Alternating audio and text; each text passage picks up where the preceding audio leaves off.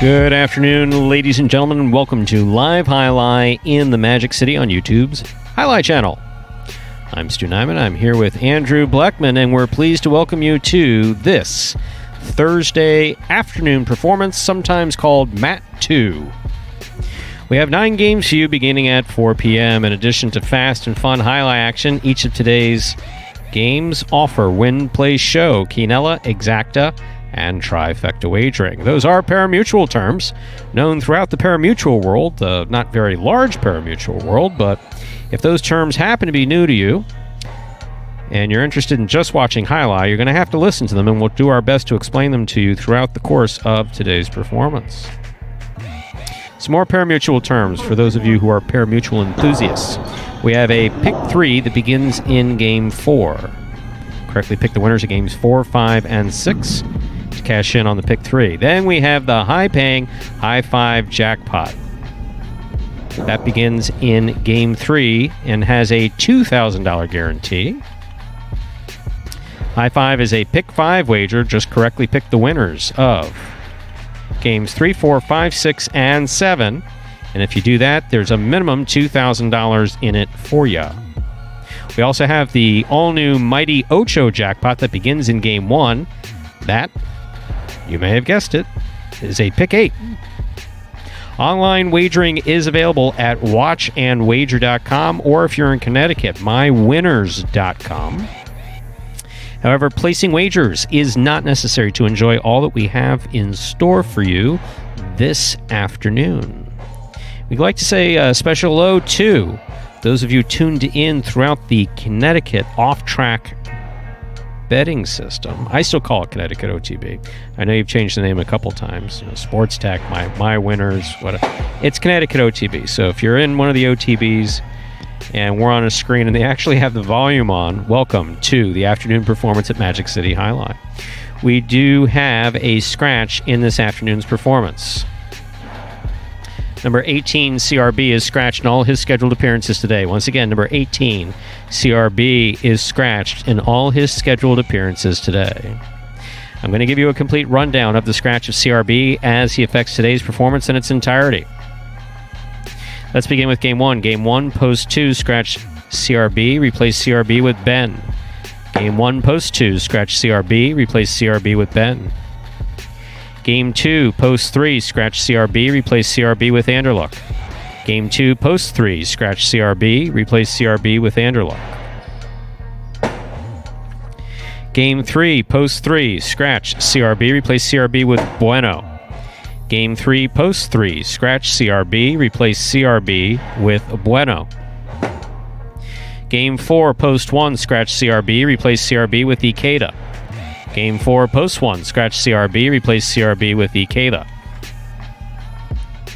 Game 5, Post 8, scratch CRB, replace CRB with Tennessee. Game 5, Post 8, scratch CRB, replace CRB with Tennessee. That's the scratch of CRB as he affects today's performance in its entirety. So with all this in mind, ladies and gentlemen, we ask that you make your wagers as early as possible within scheduled post times. We never like to hear of anybody being shut out at a window, though being shut out at a window is kind of difficult these days since most tracks are closed. But if you happen to be at one of the tracks here in Florida, part of Florida's Intertrack Wagering Network, or an OTB, make sure to get those wagers in. And if you're home with your feet up watching on TV, well, get your fingers running and make sure you get all your wagers in before the beginning of each game. Just remember, CRB is scratched. I guess there's another option, Stu. Drive-through wagering? That's still a thing here? I heard something about drive-through wagering, and then I thought I was going to take advantage of it, but then I remembered I don't bet on Jai-Alai. Or anything for that matter. Actually, that's not true. I have been known to bet on the Oscars. No. I'm a lottery sucker. Sure. Scratchers or the no scratchers. No. Been big into those over the Corona break. Have those birth dates and stuff, and have grandparents' birth dates, sure. And figured those will pay off. Number combination. Or last year when it got up to what it was $1.8 billion. $1.8 billion. Okay, so when something gets that high, yeah, it's probably worth $20 or $30, just for the heck of it. Right, exactly. And did they ever figure out who won, or is that something they don't reveal? No, they do. Yeah. Certain states have anonymity. Right, give you the ability to remain anonymous. And it's like, hey, I won $1.8 billion. No, don't come after me. No, someone won in South Carolina. Wow. That's not that I put that much thought into it to know where it was hit, but I don't remember the name of the town. I gotta say, that's crazy. Waking up one day and the next day you're 1.8 billion richer. I mean, minus taxes, of course, which is going to be taking a little under that 1.8, but yeah, not a shabby payday. So I'll tell you something, Seth. I didn't think that I would share this, but I will share this. Story time was due. I can make this quick. In fact, I'll show you. Before game one. I'll show you a picture. Okay. All right. I have a picture of a Powerball ticket that I was able to cash. 4 numbers and the Powerball. Wow. That's pretty cool. That's a good little moment. It's neat because you look and you see, oh yeah, okay, I got the Powerball, and you circle it. And then you go, whoa, whoa, whoa, whoa. And then you stop with that whoa. And you're like, heart's racing. Yeah, 4 of 5 with the Powerball. We're starting to do those crossword, Florida Lottery, they have like those crosswords, and you're like one letter away from like $10 million every time you do it, and then you don't even get like $5 back. And I will say this, I forgot that Scott's driving, and if Scott hears me talking about the lottery, of course, that car is going to be swerving all over 95. So, no, the odds are far better. In fact, odds, we won't even talk about odds. But even in our tough bet, the high five, with 32,000 to or something like that? Yeah, over 32,000 to 1. Over 32,000 to 1, and it got hit every day 2 weeks ago. Yeah, it's about just under 25% of the time it gets hit here at Magic City, and you talked about that. The carryover's at $1,000 today, so as long as we have about... quick math here. As long as we get the 1,400, 1,300 mark, I think we should be over that $2,000 guarantee today. So it could be a big day for the high five. Good day to play it. And while we have a couple more minutes until we get into game number 1, we got a little video that will explain the scoring format for the first 8 games of this 9-game performance. Spectacular 7 scoring. And here's a video that will explain it. Take a look. Spectacular 7 singles games are played with 8 players. Each player wears a different color jersey numbered 1 through 8 on the front. These numbers are traditionally referred to as post numbers. Post numbers are used to signify the order in which the athletes will play in a game. These numbers are also used for betting purposes. Don't be confused by the numbers on the back of our jerseys. Those are just for fun. Each game begins when the player in the post 1 red jersey serves to the player in the post 2 blue jersey. The served ball must land between the 4 and 7 lines marked on the court's side wall. If the ball lands between those lines, the serve is good and play continues until one of those 2 players wins that matchup. The player who loses the matchup exits the court and waits for his next turn at the end of the rotation. It's important to note that every game has 2 rounds. The first 7 matchups in a game make up round 1. Each matchup in round 1 is worth 1 point. Round 2 refers to all matchups that take place after the 7th and final matchup of round 1. The number of matchups in round 2 varies from game to game. And in round 2, each matchup is worth 2 points. The first player to earn 7 points wins the game. And now less than a minute until game number 1. We'll give you a rundown of how the action went in that first matinee performance. As we're here in Mat 2 afternoon, whatever you want to call this one, second matinee or the afternoon, that works here. But in Mat 1 there, Douglas led the way, his 3 wins. Again, Douglas usually comes out of the gates pretty hot on that first Thursday performance. I think he won, it was 3 out of 4 last week as well. 3 out of his 4 games, he took the W here this week.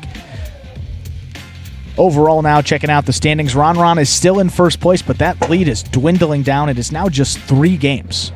Douglas has no patience for not being won. He just doesn't. Yeah. Today he played what I consider on this particular court to be perfect highlight for the Magic City court. His positioning was perfect. He threw one off the court. Yeah, I think he missed one and one overhead screen. So he missed 2. So, but that's at the end of the day. That's what I like to see, and some beautiful points with he and Carballo. And so with that, we're ready to begin. Game number 1, a spectacular 7 singles match. This game is played at 7 points. Points double after the first round of play. Game 1 also begins the mighty Ocho. Reminder: the scratch. Game 1, post 2, scratch. CRB replaced CRB with Ben. Serving in the red shirt of post 1 is El Barba. Our first matchup has El Barba serving to the blue of post 2, Ben, who substitutes for CRB.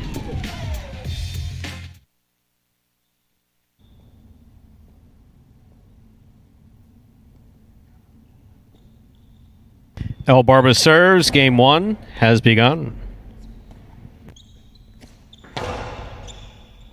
Ben opens up real strong with that backhand.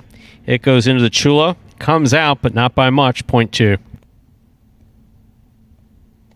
Ben first up on the board in our first game. This next matchup has Ben serving to the white shirt of post 3, Jedin.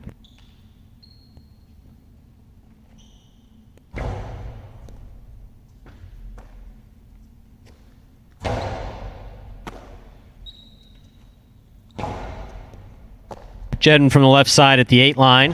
That's a beautiful backhand by Jedin. Robote left side, hard to the inside. Jedin's there. Jedin goes deep. Robote by Ben. Jedin moving up on the ball. 3-wall play. Stopped in a beautiful Robote by Ben. Jedin showing some real good control to try to reel that in at the 11 line. Just missed it, point 2. Green shirt of post 4 receives. This matchup has Ben serving to Juice.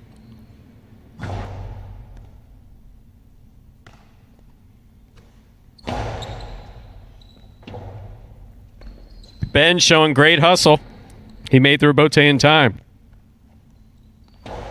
Soft touch by Juice. Not soft enough for Ben's legs. Wow, did he get there. Hooked and out. Point 2. That really paid off for Ben. Point 2. See, Ben's always talking about all the running that he does, and now I'm beginning to see it. Just now. Oh, he's waving at me. That's nice. Black shirt at post 5. Tennessee receives.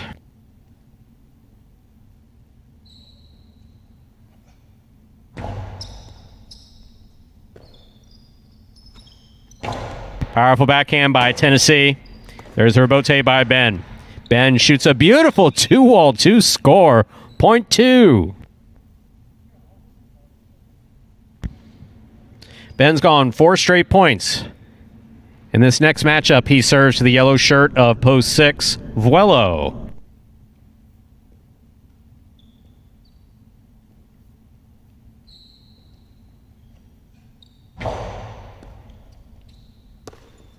Ball dropped off the serve, point 2. So on the board with 5 points, here's post 7, Legend.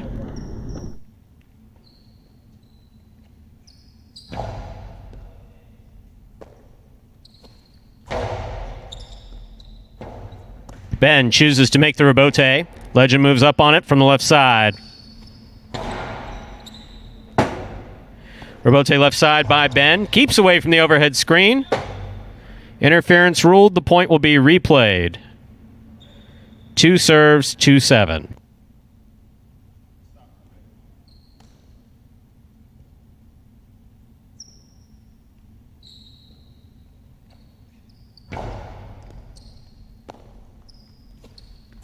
Legend goes deep. Robote left side by Ben. Middle of the court. Here's Legend. Great catch by Ben. He holds on to it. Strong backhand to the outside. Scores. Point 2. Straight points here to a possible game point for the blue of post 2. Ben trying to stop him. Post 8. Purple shirt. Fred.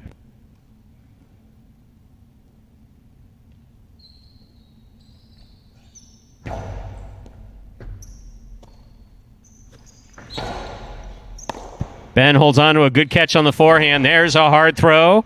Gets by Fred. That is point and his 3rd perfect game for the day. 4. The blue of post 2. Working hard for it, Ben is. 2 wins it. 1, 3, 4, 5, 6, 7, and 8 will play to 6 points. 4. 2nd and 3rd place. 1 serves to 3.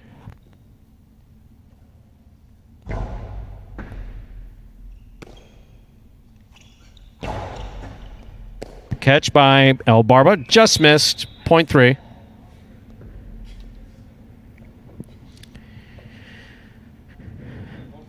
Three has 2 points. Here's post 4. Juice.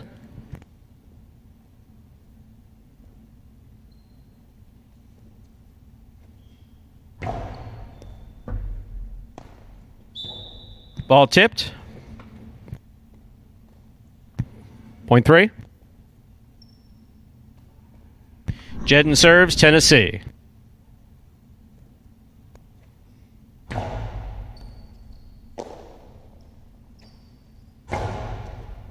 Jedden from the forehand with a tip ball, point 5. Our next matchup has Tennessee serving to Vuolo.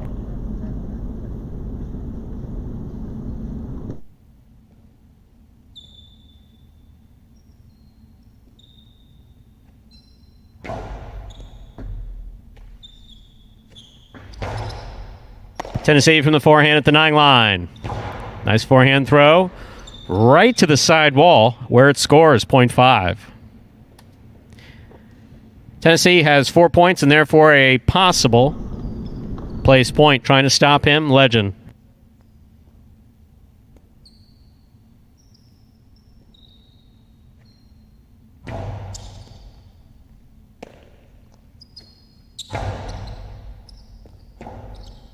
Robote left side to the inside by Tennessee. Good catch.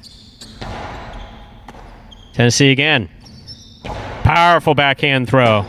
Legend to the 6th line. He makes a save on that Robote. Right throw. Ran the wrong way. Point and place to post 5. 3 shows. Unofficial order finish 2-5-3.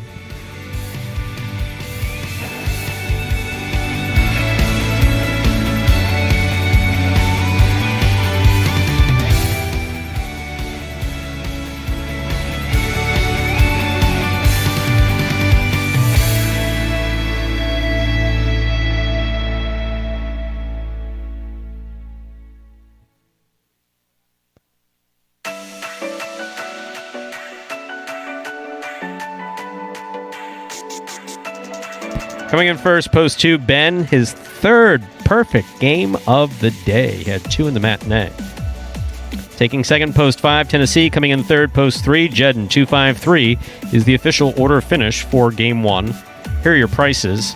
The Quinella 2-5, that's first and second in any order, 2-5 or 5-2, $19.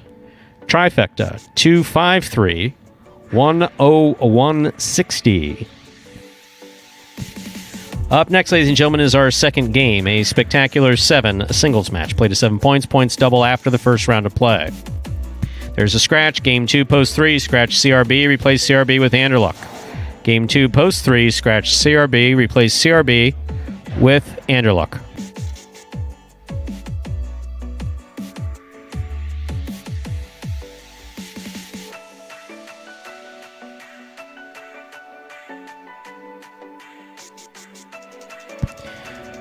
Post time for game 2 is just 6 minutes away.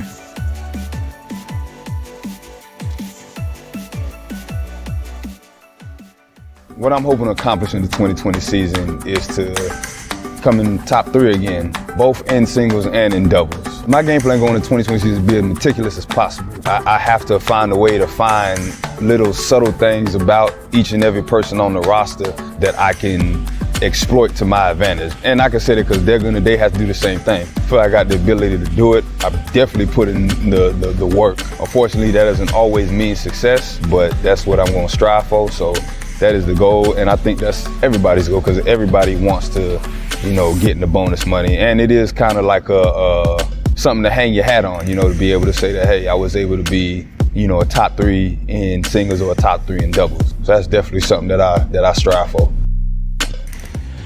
And that was Ben Stu with the little stats guy here. 3rd perfect game. So, well, because with a player that I once saw kill or attempt to kill another player. This is back at North Miami Amateur when we were first starting. Ben wound up And they didn't have they didn't have the concept for what it meant to control the ball. Ben threw, and it went straight out to the side. Oh. And straight into Fred's back. And Fred stood there, and both his arms went up. Fortunately, it hit him to the left of the spine. Otherwise, we may have been in serious trouble. And he just stood there with this look of just complete agony. And I had not seen anybody get hit hard with the ball coming out of the cesta. It's one thing you see people get hit going in for a ball. You know, they go to the side wall and it comes off funny. Right. Billy, number 14 at Miami, famously ended his highlight career that way, going for a ball at the side wall, took a funny bounce, cracked his skull through to his sinuses. But I haven't. It's been a while since I saw anybody get hit with the ball coming out of the cesta. And so that was Ben. Ben threw that ball, and afterwards I said, "Are you trying to kill him?" And so we just had Fred go lay down. He didn't take his cesta off. He laid down for a half hour with his cesta on, just laying there until the muscles stopped spasming. And Ben really coming full circle. So yeah, I'm going to remember a statistic where someone who started off like Ben, a left-handed player who had no idea what he was doing with it on the right side, to get 3 perfect games. To get 3 perfect games in a matinee, in between the first matinee and the second matinee, I think it's great. Now, people know that I go back and forth with Ben. Yeah, I have tremendous respect for him. I do. Works so really hard. Do. Oh my God. He works so hard. He really does. He's worked hard for everything he's doing, and he gets better incrementally. He would like to get better more quickly, and it's like, maybe he took offense to this, and this is why it gives me a hard time. I told him I would like to be taller with a full head of hair. I mean, wouldn't we all, right? It just doesn't work. Oh, look at your talking. My hair? Your hair's almost dangling in your eyes. Oh, no. Thin. Yes. At 23, you're thinning. Well, this will be a good time, I think, Stu. We'll switch it back up. We'll get to highlight, and we got the video that will explain in simpler terms how the game here is played. Take a look at this video.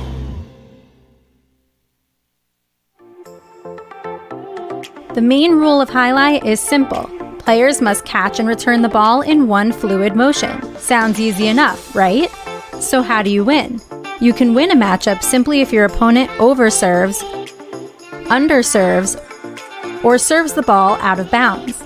On the flip side, your opponent wins the matchup if the serve is so good that you fail to catch and return the ball to the front wall. If your opponent fails to catch the ball before it bounces twice on the ground, or if your opponent's cesta makes contact with the ball but doesn't catch it, then, in both of those cases, you win the matchup. You can also win a matchup if the ball bounces around in your opponent's cesta during an attempted catch. This is called juggling, and it's illegal in highlight. Another way to win a matchup is if your opponent throws the ball and it lands out of bounds on its return from the wall. The overall game strategy for a highlight player is to make it difficult for an opponent to reach the ball in time or to execute a rebuttal play.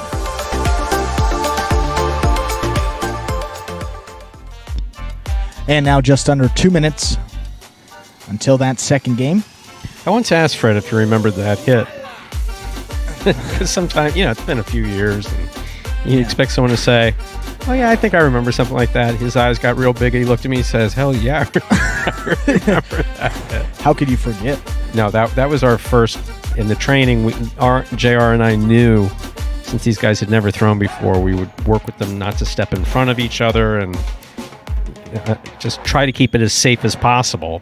We always limited to no more than 4 on the court. I was going to say, at first, it's probably hard to learn when you're so worried about trying not to kill the other guy on the court, too. I mean, that's got to play a little part of it. It's such a dangerous game that... these players started off throwing the ball against the side wall now. This is something that they used to do, and that's been done in other courts when you're working with kids. Sure. Mexico City, but of course there you got 200 feet to work with, so you can set 5-6 kids little up, more whatever. Real estate, At North Miami, we had 3 adults trying to throw straight, throwing into the side wall, throw it back, catch, throw.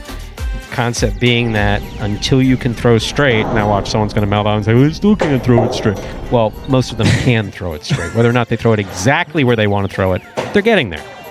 To start from there to get where we are? Oh, it's light years. Oh, my God. Not even close. That's awesome. We're ready to begin Game 2, a spectacular 7 singles match. Played at 7 points, points double after the first round of play.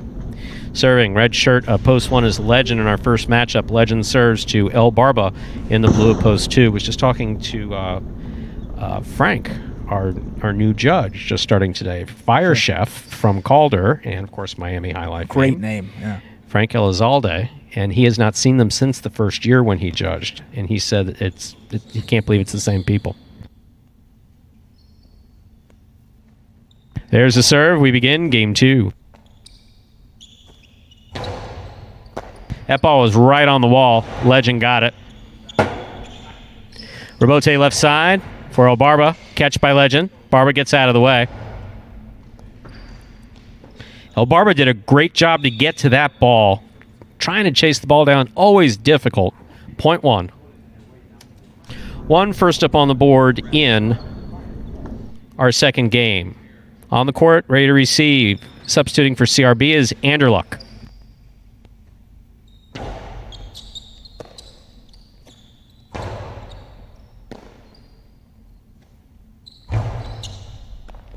Ball tipped by Anderluck. Point 1.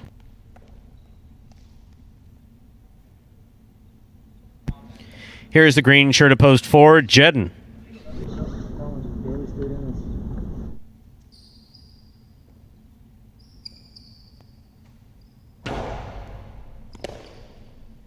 Jedden from the forehand, high and hard to the front wall. Legend's there. Jedden backing up, makes a good catch.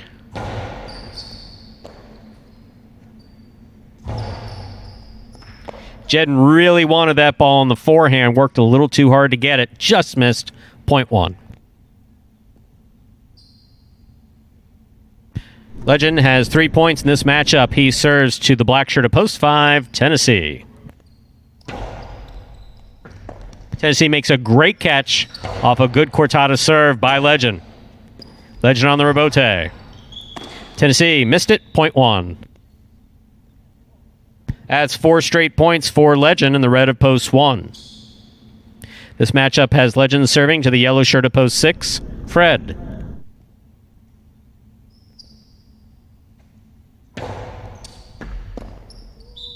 Point 1.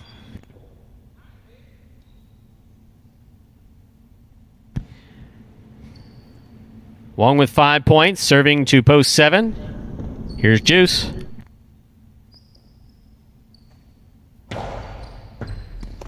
Juice from the forehand makes the catch. Throws it back hard. Legend's there. Legend missed the front wall completely. Point 7. That was a nice 5 straight points for Legend. Play continues. Here now to complete the first round and receive the purple shirt of post 8, Vuelo.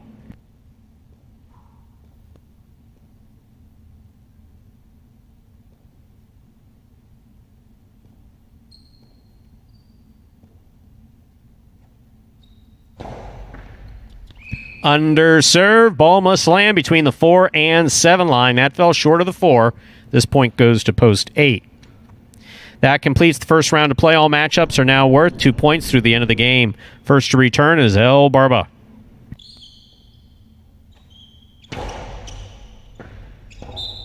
Wello with the hard serve. Point 8. 8 has 3 points. Serving to post 3, returning is Anderluck.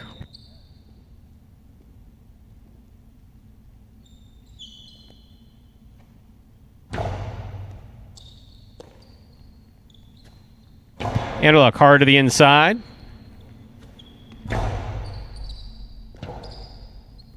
Robote swing and a miss, midcourt, point 8. Possible game point for Vuelo and post 8, trying to stop him. Jedden.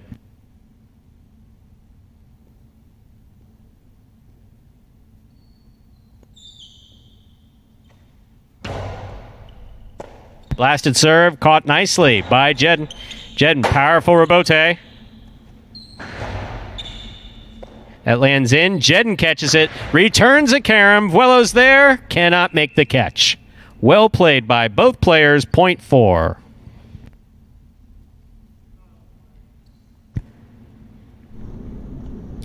Now receiving the black shirt of post 5, Tennessee.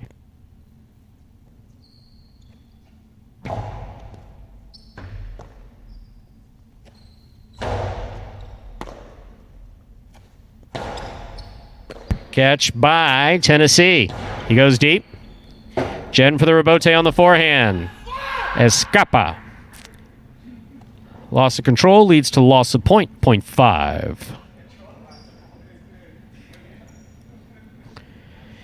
Here's yellow shirt at post 6. Fred receives.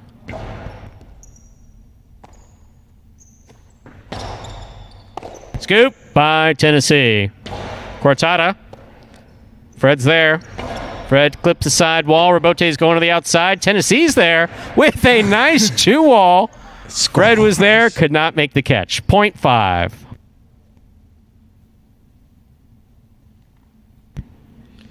Tennessee has 4 points. Returning with possible game point, the red shirt at post 1, Legend.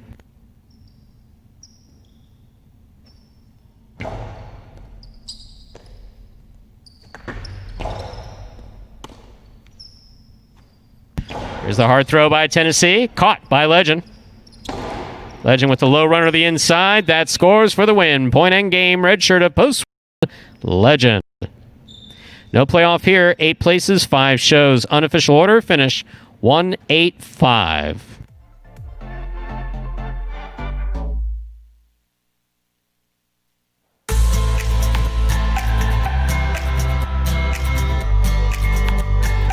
It's official. Coming in first, post 1, Legend. Taking second, post 8, Vuelo. Coming in third, post 5, Tennessee. 1-8-5 is the official order finish for game number 2.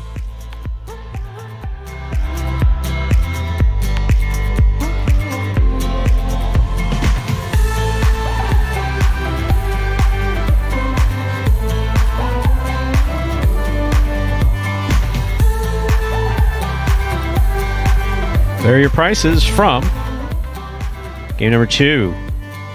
$1 Quinella 1-8. That's first and second in any order. 1-8 or 8-1 for $1. $139.50. Trifecta 1-8-5. That's first, second, and third place finishing $723.60.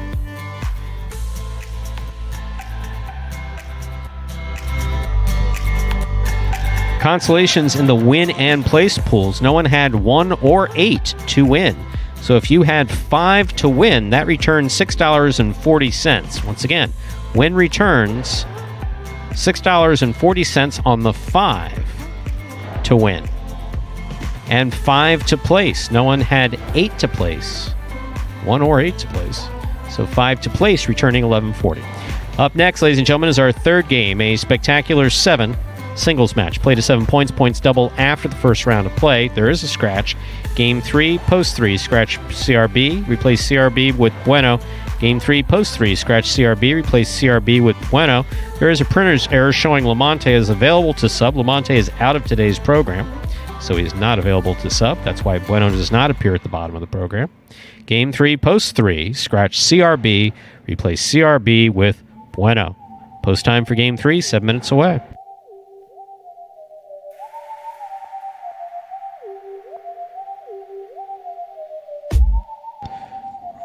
And just a reminder of the other scratches in games 4 and 5 for those of you looking to make those high 5 bets. Game 4, post 1, CRB is scratched. You're going to replace him with Ikeda. That's game 4, post 1, scratch CRB, replace him with Ikeda. And game 5, post 8, you're going to scratch CRB, replace him with Tennessee. Game 5, post 8, scratch CRB, replace him with Tennessee. That gets you all the correct players in the post 4, the high 5. And we got the Robote recap from last week to take you up to the start of game number 3. Take a look.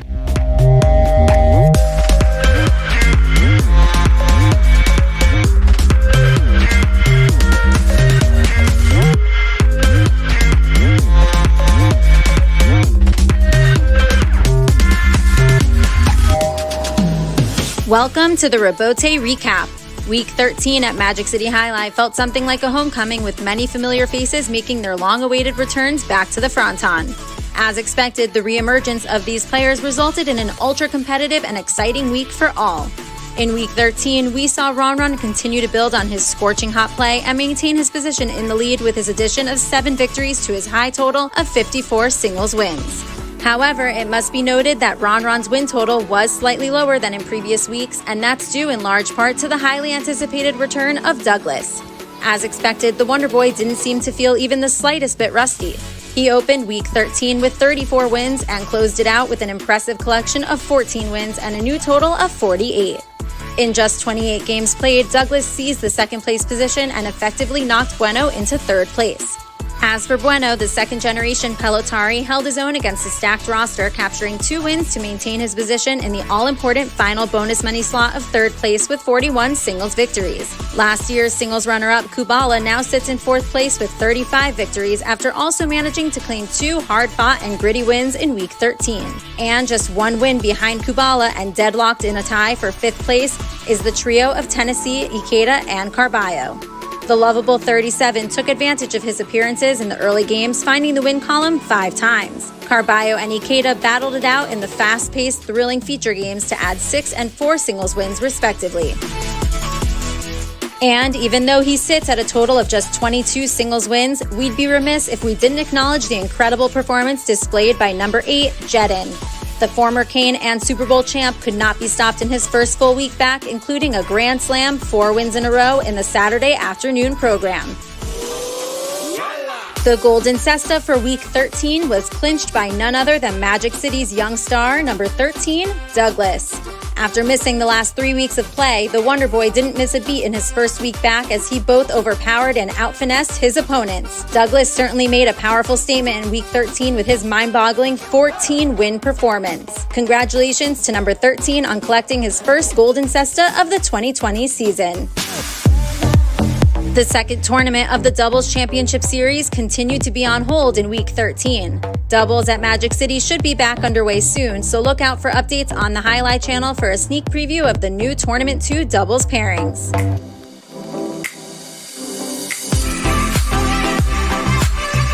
Shout out to this week's fantasy winners, PCast and Ballocorp. These contestants will receive a Magic City Jai-Alai t-shirt as well as a $100 cash prize for their stellar performance. Watch our weekly fantasy review on the Instagram page at Jai-Alai Channel for more details on the winning Week 13 lineup. Every week is a new chance to earn points for your fantasy team, so you can always come back to your team or join the league at any time. And remember, the cash prize of $100 sponsored by Magic City Jai-Alai will remain unlocked as long as there are 100 active league members in Week 14. Visit fantasyhighlight.com to join the league for free, draft your own fantasy team, and start winning. This week's Robote play goes to number 4, Bradley.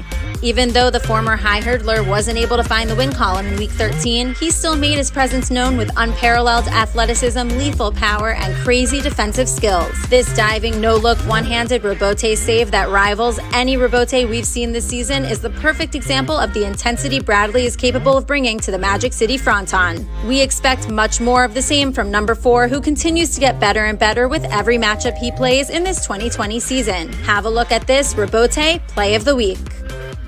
Catch by Bradley. What a scoop by Carballo. One-handed, two-wall, without looking, lands in. Wow.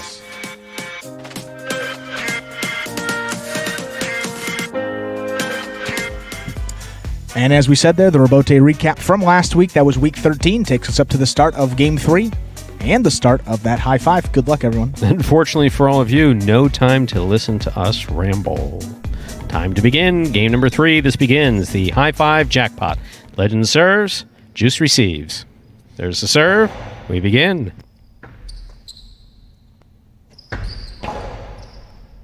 Legend from the 11 line. Soft touch on the carom. Not soft enough. Juice got there. Carambola got... Wow, Bueno almost got hit. Ooh, 0.2.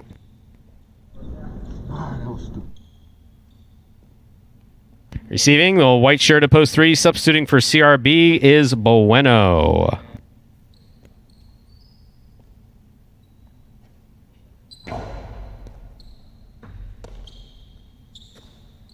That's a beautiful backhand throw by Bueno. Juice digs out the Robote. Just sends it out of play. 0.3.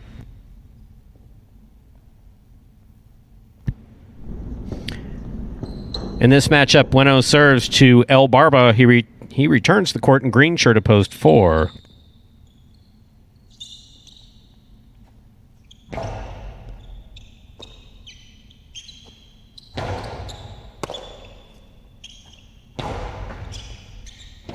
Point 3. That'll bring to the court the black shirt of post 5. This matchup has Bueno serving to Jedin.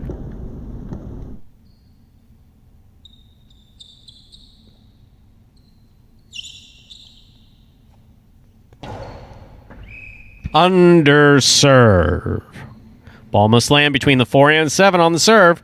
This point goes to post 5. Jedin now serves the yellow shirt of post 6. Receiving is Vuelo.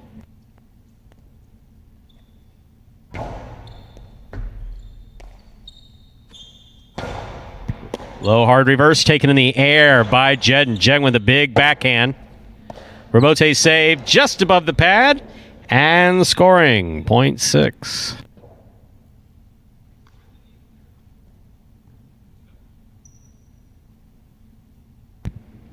Pink shirt at post 7 receives. Here's Fred.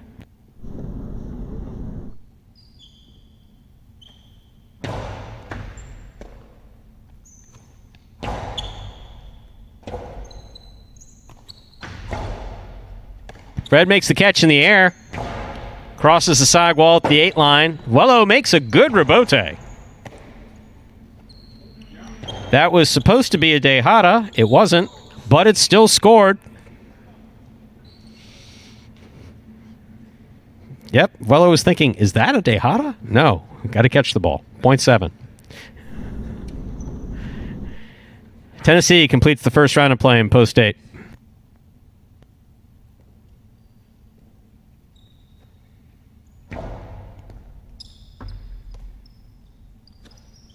Big backhand by Tennessee.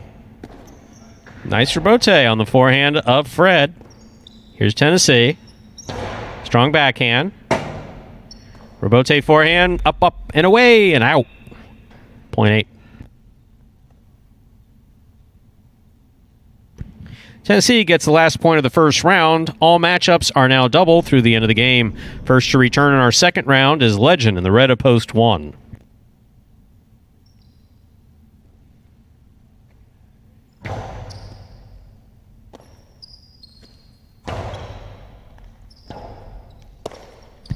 Forehand rebote looked good just until it hit the top rail. Point 1. Legend has 2 points. He serves again to post 2. Juice.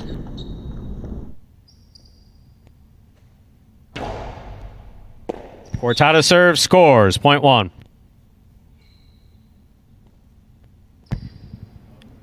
Legend has 4 points, serving to the 4 post in the green shirt. This matchup has Legend serving to El Barba.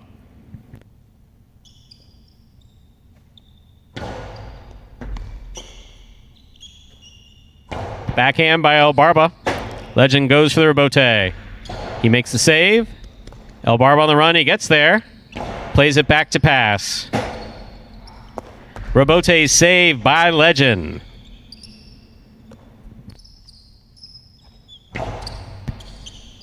Legend for another rebote from the left side. It had enough height on it.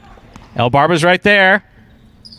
Carambola scores. Point 4.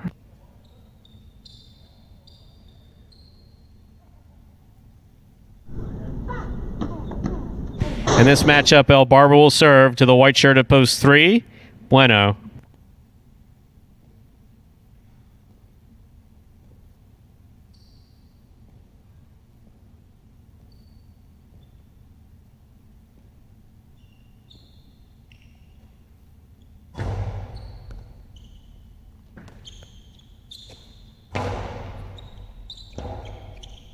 Rebote, hooked, point 3.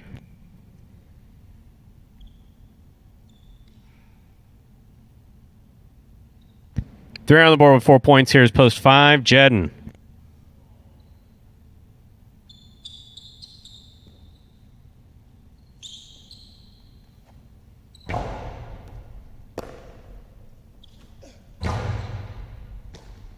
In and out of the cesta the ball goes, point 5. Jedden is on the board with 3 points. In this matchup, he serves again to Bolwello.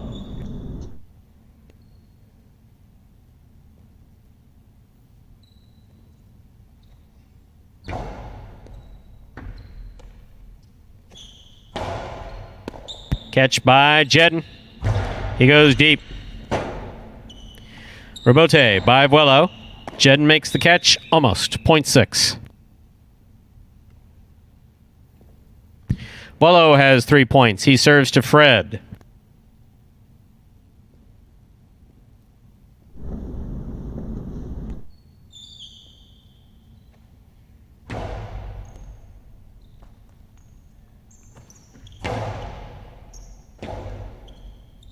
Rebote save by Vuelo. Lands out of play, 0.7.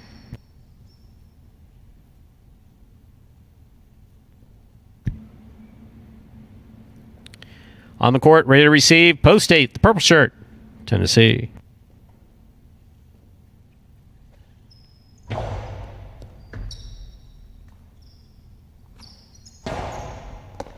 Scoop by Fred. He was under pressure to get that backhand off before he held it. Good effort by Fred to try to get that play in. 0.8.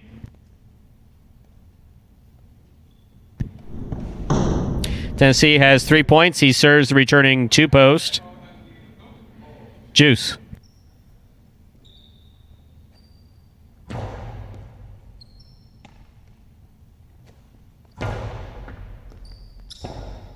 Tennessee makes a nice rebote from the left side. Juice looking for a rebote.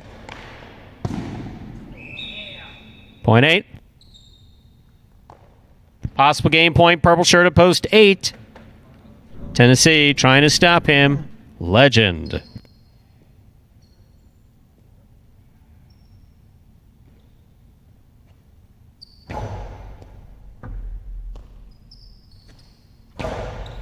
It's a powerful backhand throw by Legend. Hooked to the pad. 0.1.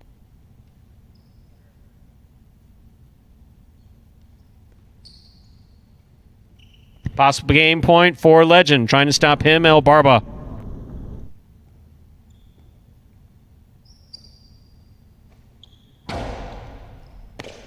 El Barba with a good catch. Nice forehand throw. Beautiful, actually. And scoring right back at the sidewall, 0.4. Well played by El Barba. El Barba has 4 points. Bueno has 4 points. This matchup has El Barba serving 2. The white opposed 3. Bueno.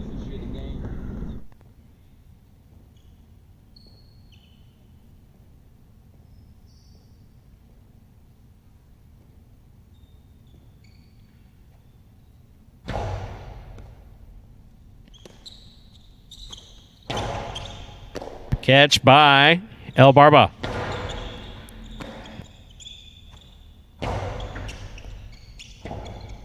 El Barba, beautiful rebote. Caught in the air by Bueno. Carom by Bueno. El Barba read it, was there, just could not make the play. 0.3. Possible game point for the white shirt at post 3. Bueno trying to stop him. Jedden.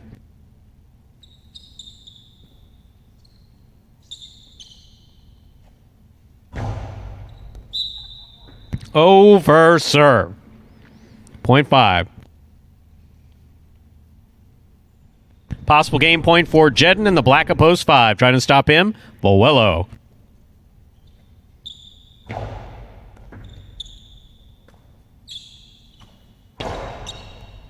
Great pickup on the left side of Jedden. Nice backhand. Bolwello with a hop makes the catch. Throws at Carom. Jedden got there. Could not quite get it back to the front wall. Good effort. 0.6. Possible game point for post 6. Vuelo trying to stop him. Post 7. Fred.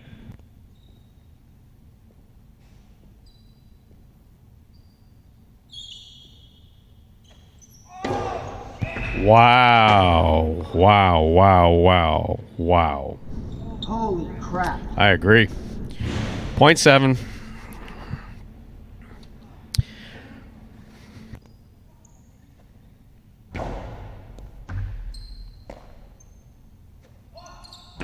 Outside placement by Juice. Fred got there. Fred gets it back, crosses the side wall, and scores for the win. Point and a well-earned game there to the pink shirt of post 7, Fred. Fred wins it 1 serves to 3. This is a playoff for second and third place.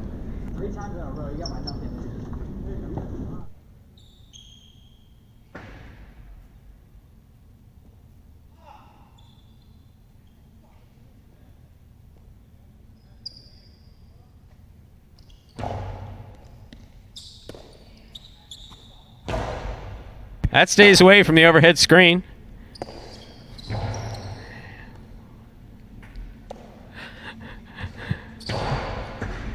Good catch by Legend. He holds on to it.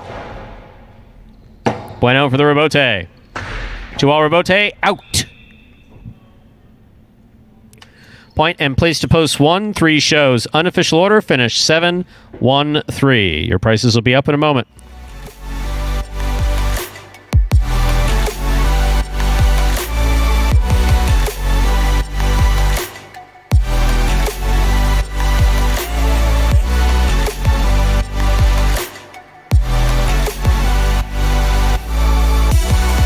Results are official. Coming in first, post 7, Fred. Taking second, post 1, Legend. Coming in third, post 3, Bueno. He was substituting for CRB. The 7-1-3 is the official order finish for Game 3. A little surprise out there that Fred won that game out of post 7, eh? Maybe a bit of a bomb for that high five for Fred on the season. That was only his 4th win of the year. It definitely playing has, on a post 7, and it shows in these prices.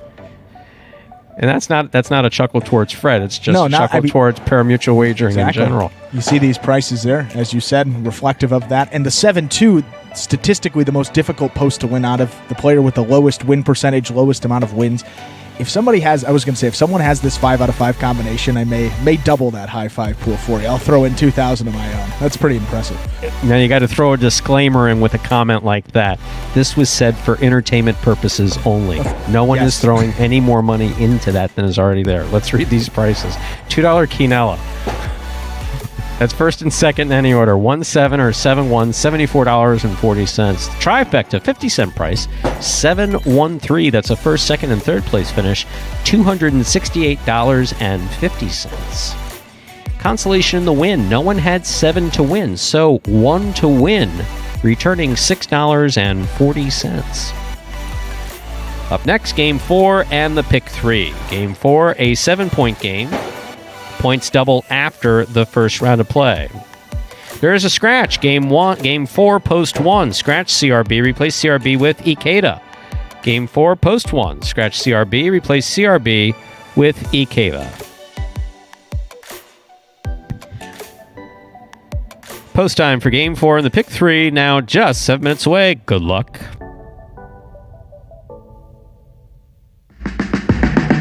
Remind me of Hustle City, man. Everybody got more than one gig. I sell ice cream, rather sell a CD. I have a security company, a beauty salon. I've been doing music for a very long time. I'm not your neighborhood Uber driver. I do luxury. And then I have another job. I play highlights. We were looking to transition from dog racing to highlight. I went to the university. I said, listen, I have this crazy idea. Do you think we could send something out to all the ex-athletes for the last 20 years and say, we're looking to hire and train highlight players? They paying us, man, and we can win big money. Let me see what this is all about. That's what you gotta do. Get some money. The players taking the court are all athletes you may recognize. Baseball, football, track and field. If you're going to come into the sport, you got to be dedicated. You're going to be a piece of cake. We knew going in, they're not going to be great the first day. We'll be like the Jamaicans with the bobsled team. Game time now, man. This is going to be the first time that my kids will be able to sit in the audience and root for their father. Who wants it more? This is a sacrifice I think is going to pay off in the end. This is a dream for me. I got to win. Can't get drama better than this. Highlight became the new hustle. Let's get ready to play!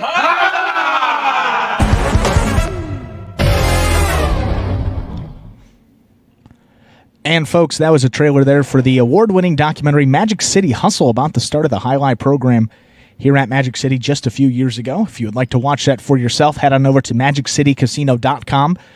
Under the Highlight tab, you can click on the link that says Magic City Hustle. It'll take you directly to the website, or just go MagicCityHustle.com directly into your browser. Either way you do it, it'll take you to the same page where you can make a purchase of that film, full length, might we add, full 2 hours, maybe. I think it's over 2 hours. I believe it is over 2 hours. $5 purchase. You enjoy it as many times as you like from there.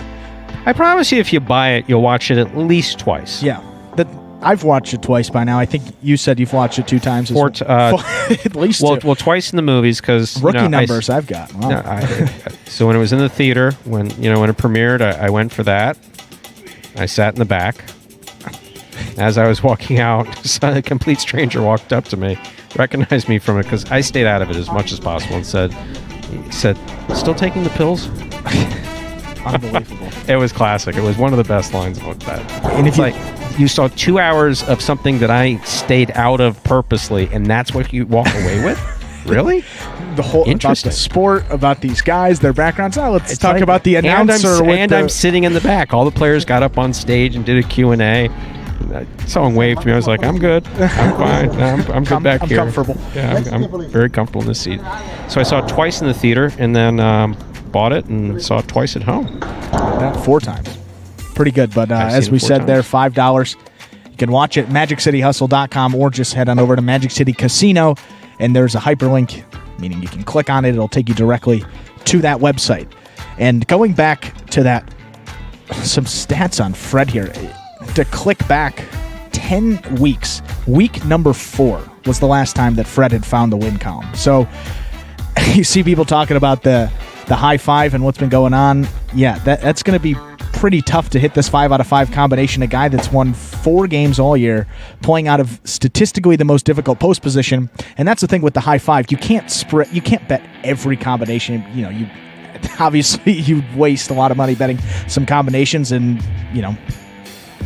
look, you got to spread it out reasonably there. And with post 7, one of the guys with the lowest winning percentage, I mean, kind of a surprise there, but this is Jai-Alai, and as we say here, anything can happen.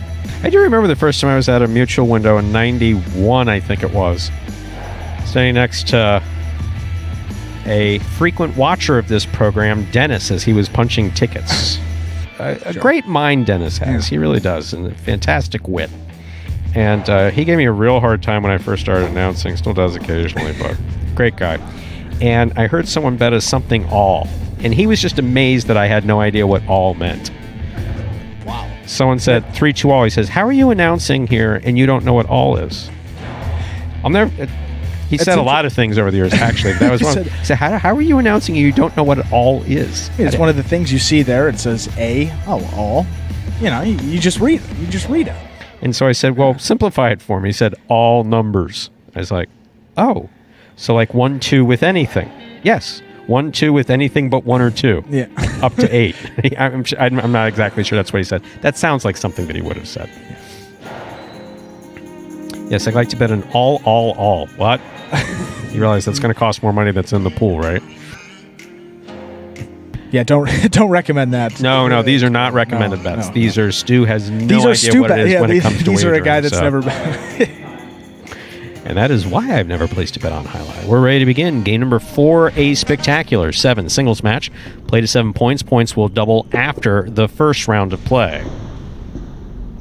Serving in the red shirt at post 1 and substituting for the scratched CRB is Ikeda. Our first matchup has Ikeda serving to El Barba.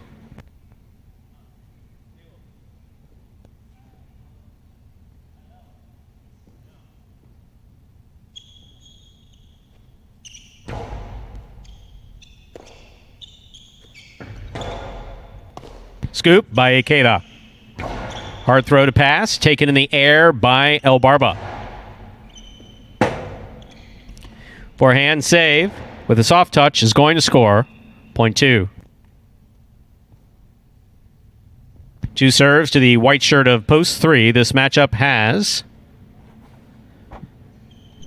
1 serves to the white shirt of post 3, Jedden.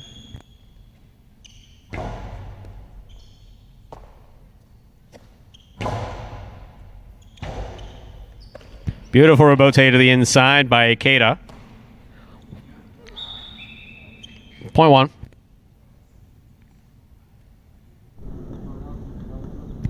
Green shirt to post 4. Legend receives. Andrew.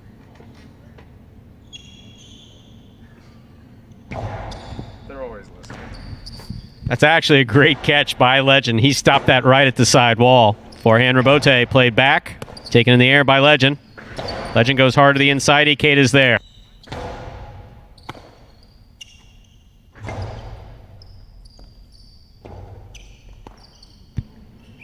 Point 4.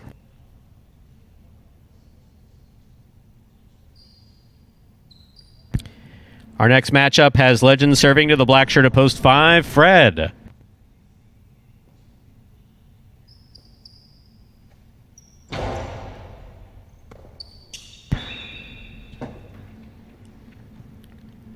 Point 4. Yellow shirt, post 6. Here's Juice.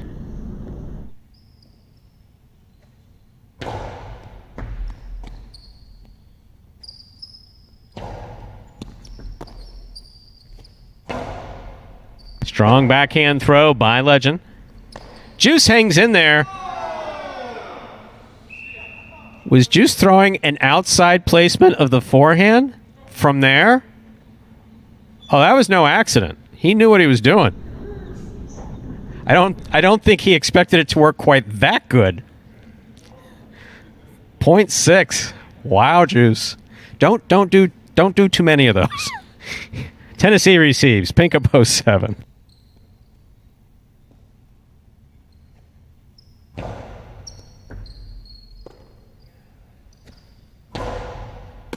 Juice from the forehand. Cortada. Legit Cortada is going to score. 0.6.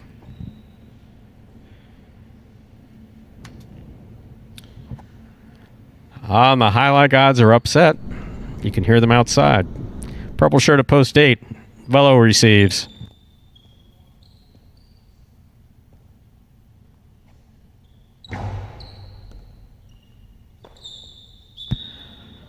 Point 6.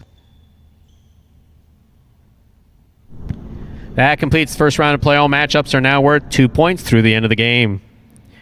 First to return in the second round, El Barba.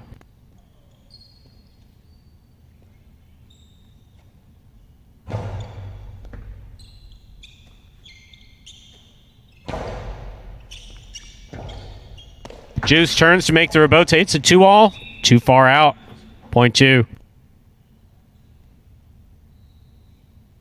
2 on the board with 2 points. In this matchup, he serves with the white shirt at post 3. Here's Jedden.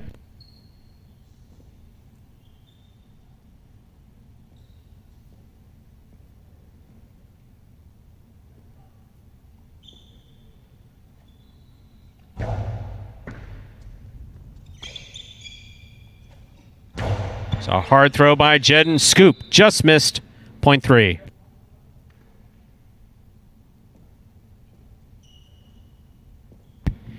Back and ready to receive. The red shirt at post 1, Ikeda.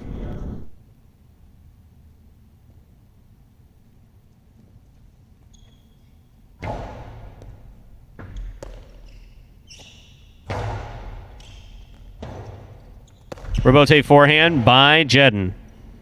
Catch by Ikeda at the 10 line.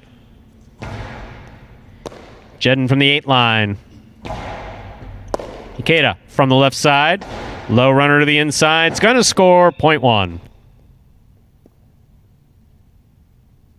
Here's the black shirt at post 5, Fred.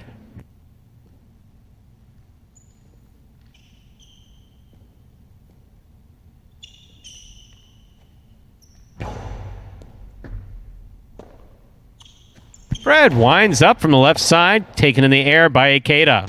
Ikeda with a hard throw, caught by Fred. Hard backhand by Ikeda, stays on the wall. Rebote saved by Fred. Ikeda moves up, takes it in the air, puts it inside. Fred's there. Good catch by Ikeda. Goes deep. Rebote save is up. It has the distance. Ikeda makes the catch. Karen by Ikeda scores. Well thrown. 0.1. Possible game point for the red shirt of post 1, Ikeda. Trying to stop him, post 4, Legend.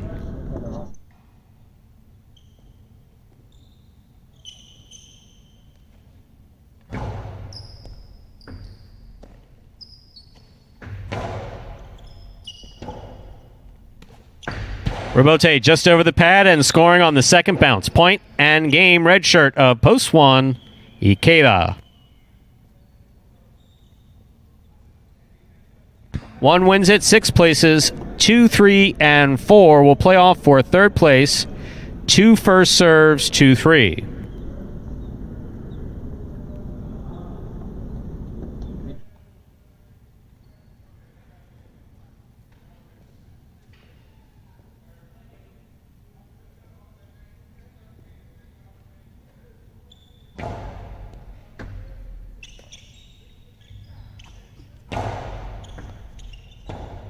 Robote left side by El Barba.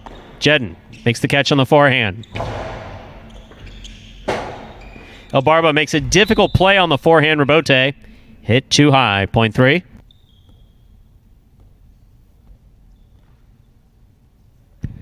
Possible show point for Jedden in post 3. Trying to stop him. Post 4. Legend.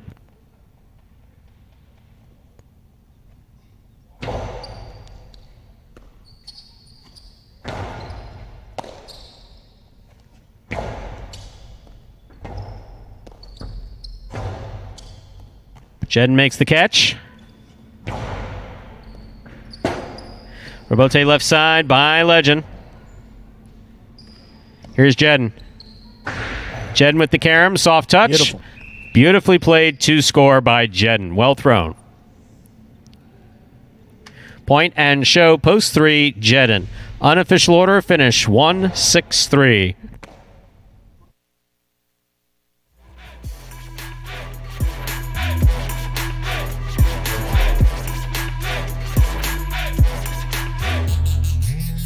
Results from Game 4 are official. Coming in first, post 1, Ikeda. Taking second, post 6, Juice.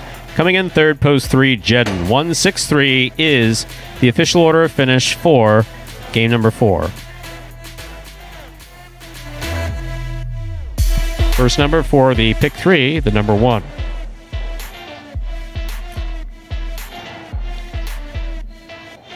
So was that complete BS, or did I mean that Juice was actually meaning to do that? No. He was meaning to throw a Dehada Robote. He was.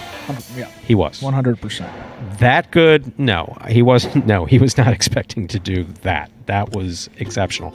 But one of the things that we've been training since the beginning, throw the ball where your opponent's not. And we see way too many times guys standing, if I'm the person throwing, sure, and I see my opponent on my left, even in my periphery, and I don't throw it 2-wall, or I don't throw it somehow to the outside, why would I throw it right back to him? Something that drives us crazy on a regular Countless times. basis. I mean, you hear in the headset here, and Stu's talking, sees a guy on the inside. He says, carom, or 2-wall, depending exactly. on, I'm where not going they to yell have it. I'm not going to yell it through the PA Right. system in-house, but they know what I'm thinking. Happens frequently, sometimes. yes. Just when you could, and of course, and I also will say this, it's very easy to say when you don't have a cest on and you're not running around the court. Right, yeah, from this back view and too, I mean, you could really see the full court. And Jai-Alai is the easiest game in the world to play if you don't have a cest on. play from the stands, yeah. Especially if you were a great amateur like 30 years ago and you look at this, oh no, I could play with any of it. Yeah, I watched those amateurs 30 years ago. I was playing with them 30 years ago. No, you couldn't. $2 Quinella 1-6. That's 1-6, you're 6-1, $33.60. Trifecta 1-6-3. That's a first, second, and third place finish, $202 even.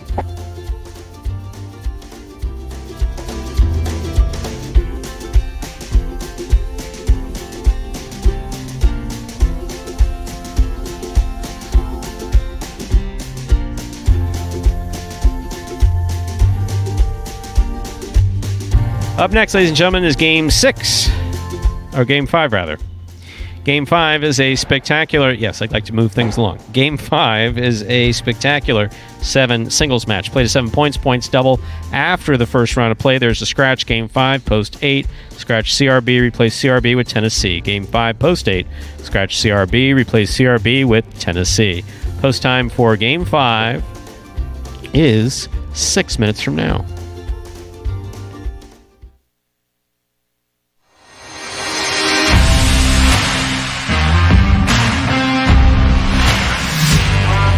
Congratulations to this week's Fantasy Highlight winners, PCast and Ballocorp. These two teams narrowly snagged the W at a total of 176 points with the roster of singles players Douglas, Albarba, and Jedin. PCast and Ballocorp nailed down the top fantasy scorer of the week, splurging on the $9 value player, Douglas. Number 13, even after significant time off the court, proved to be well worth the price tag, and maybe even a bargain at that, with his collection of 14 wins and the highest final output of 80 fantasy points in Week 13. Douglas even outscored the mighty Ron, the only player priced higher than the Wonder Boy at $10. He surpassed Ron's total by a whopping 19 fantasy points. After spending a large portion of their budget on just one player, PCast and Ballocorp had to find high-value, lower-priced players to round out their teams. They ultimately found the winning combination with Albarba and Jedin, who ended up finishing as the third and fourth highest fantasy scorers in Week 13.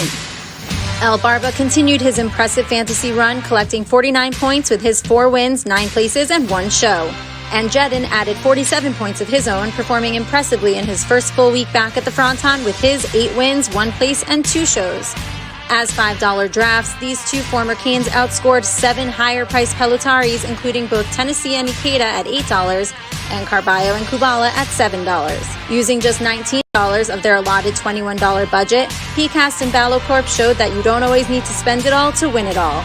Since we had 2 fantasy winners for Week 13, PCast and Ballocorp will each get a Magic City Jai-Alai t-shirt and split the $100 cash prize. Plus, with this victory, PCast now has earned his second weekly victory of the season, putting Team PCast in the lead for the special prize at the end of the season. It's important to note that cash prizes will remain active for the duration of the season as long as there are 100 or more active teams in the league. And once the league hits 200 active members, the weekly cash prize for a single winner will increase to $200 thanks to Magic City Jai-Alai, which sponsors all of our prizes.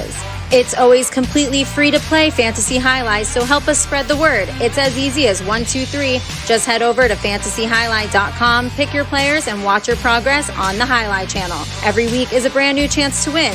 You can find more details regarding the Fantasy League on the Instagram page at Jai-Alai Channel or at fantasyjai-alai.com.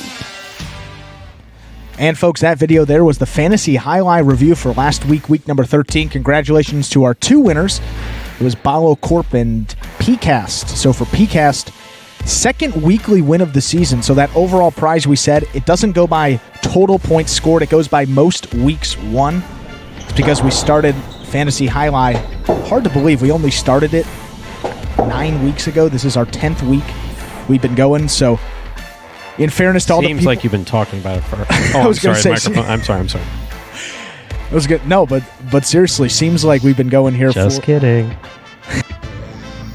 Stu, I got to say, the quick wit, it's a great awesome thing you came up with. No, it really is, and you take full credit for that. No, and a lot of fun. It seems to be the fans at home are enjoying it.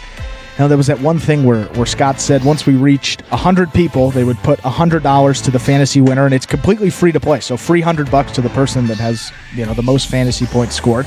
And then they had this crazy idea: once we get to 200 participants, we'll up it to $200. And I'm sitting here thinking, yeah, right. I mean, there's no way we're hopefully we get over 100, which we hit actually in week 11. So we were fortunate enough to do that. But I was thinking in my head, if we get 200 people, that'd be some pretty rapid growth here for year number 1.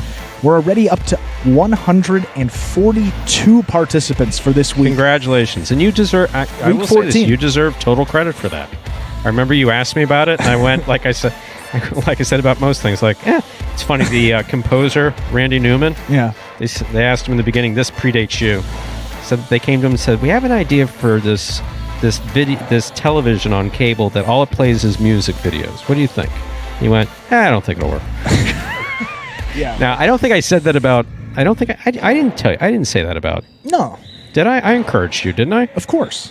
Are you just saying that because I'm vicious? No, you always encourage the ideas that I come up with. Certainly that fantasy one. Yeah. As you said, you're like, look, man, if you want, this is you, I think it's a great idea. Looks awesome. I'm sure I looked at it. Does this mean I have to do anything with numbers? No. No? Okay. And then once I assured you, we're ready to go. But yeah, that could be you featured in next week's fantasy recap video, week number 14. And another $100 is on the line because we are over 100. So if we reach 200, could be $200. Don't know if that'll be next week, but hopefully in the coming weeks. But we got Game 5. We'll send it back to Stu.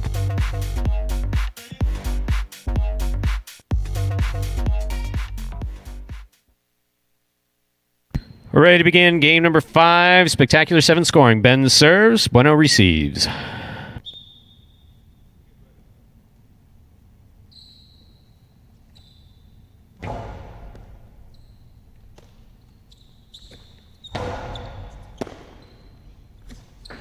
Powerful, powerful backhand by Ben. And a two-wall rebote by Bueno. That's highlight. That's good. Ben threw a great throw, and Bueno did exactly what he should have done with it. Very nice. Point 2. White shirt at post 3. Legend receives.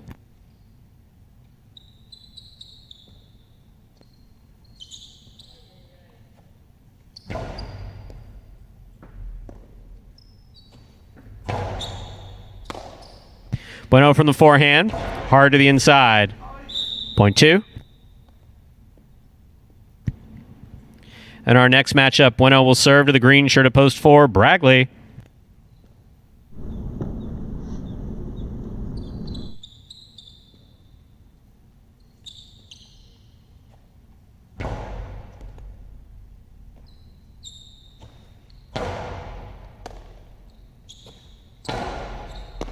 Ball tipped, point 2.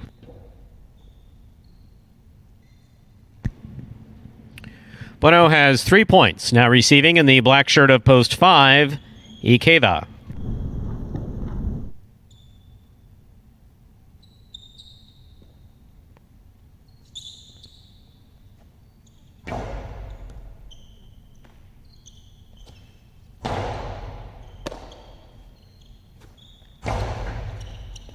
Scoop by Ikeda. Bueno from the left side. Nice backhand. That's a beautiful rebote by Ikeda. I mean, turn picture perfect. It's a good save. Ikeda moves up on it and throws a carom. That was beautifully played by Ikeda. Both the rebote, running up on it, throwing the carom, excellent. Point 5.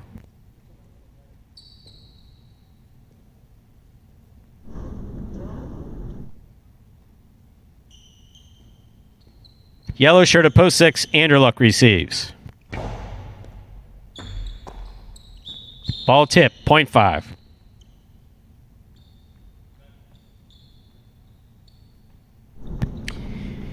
In this matchup, Ikeda serves to El Barba in the pink of post 7.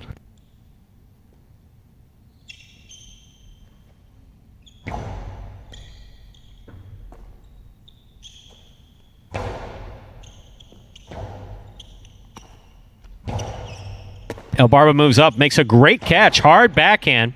Rebote comes out to the 5-line, turned from the forehand with a soft touch, and it's going to score. Point 5.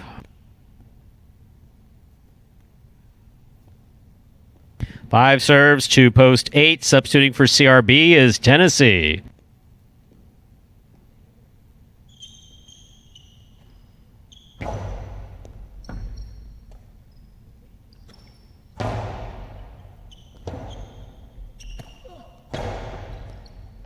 Catch by Tennessee. Powerful backhand thrown by Ikeda. Rebote left side. To the inside, Ikeda with a good catch. And a nice backhand. Rebote forehand, clipped the side wall. Ikeda stops at midcourt. Back to the inside he goes. Tennessee's there. Rebote forehand by Ikeda. Catch by Tennessee, almost.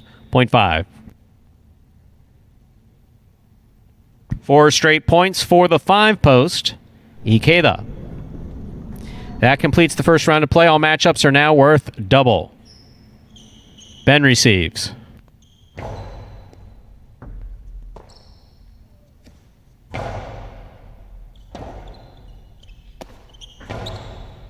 Good catch, almost. Point 5.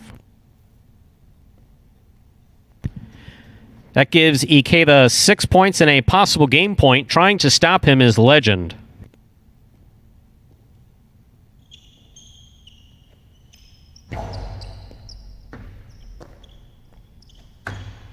Legend with a hard throw from the forehand. Ikeda makes the catch.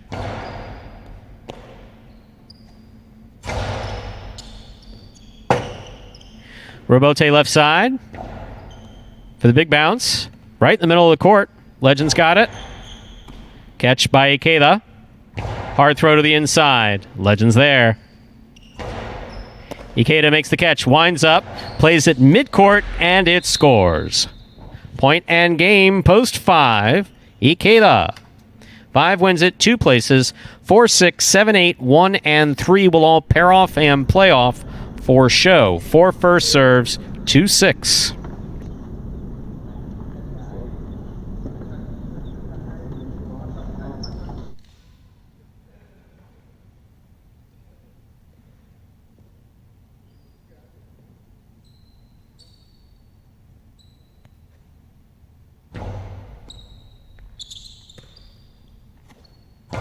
Powerful backhand by Anderluck. Rabote with the soft touch by Bragley. Not soft enough. That carom lands in and scores. Well thrown by Anderluck, point 6. 7 serves to 8.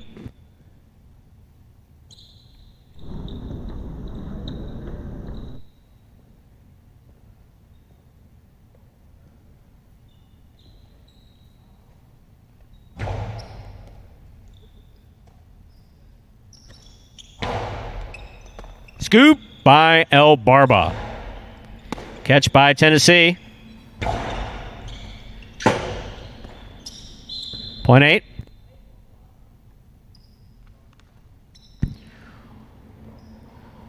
One serves to 3. The winner of this point meets 6 and 8 in the continuing playoff for show.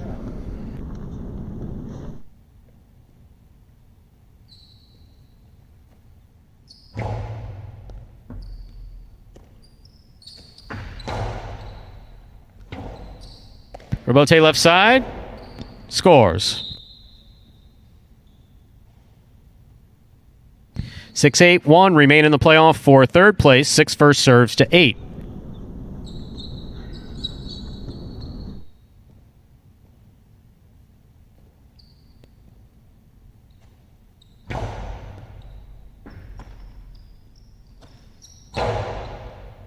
Anderluck from the forehand.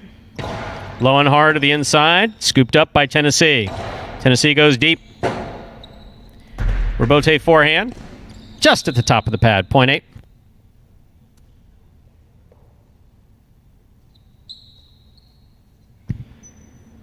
Eight with 4 points and a possible show point.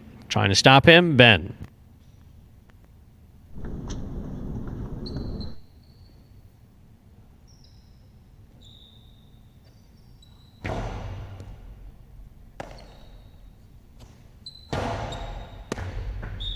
Ooh, we thought Tennessee liked Ben.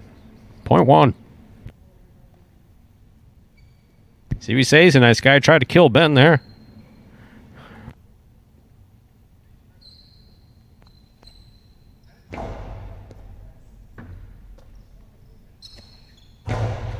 Backhand to the overhead screen. Point and show, post 1. Ben, unofficial order, finish 5-2-1.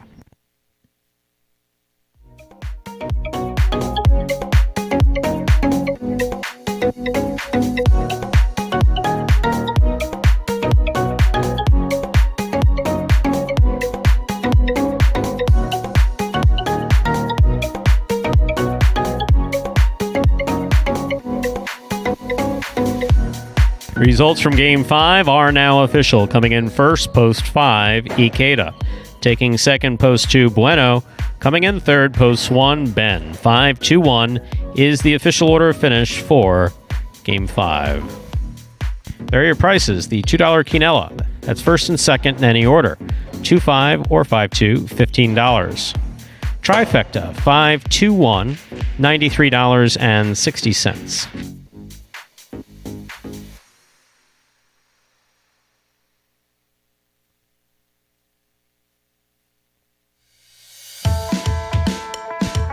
Up next, ladies and gentlemen, Game 3, a spectacular 7 singles match played to 7 points. Points double after the first round of play. There are no scratches in Game 6. Post time for Game 6. 6 minutes away. Good luck.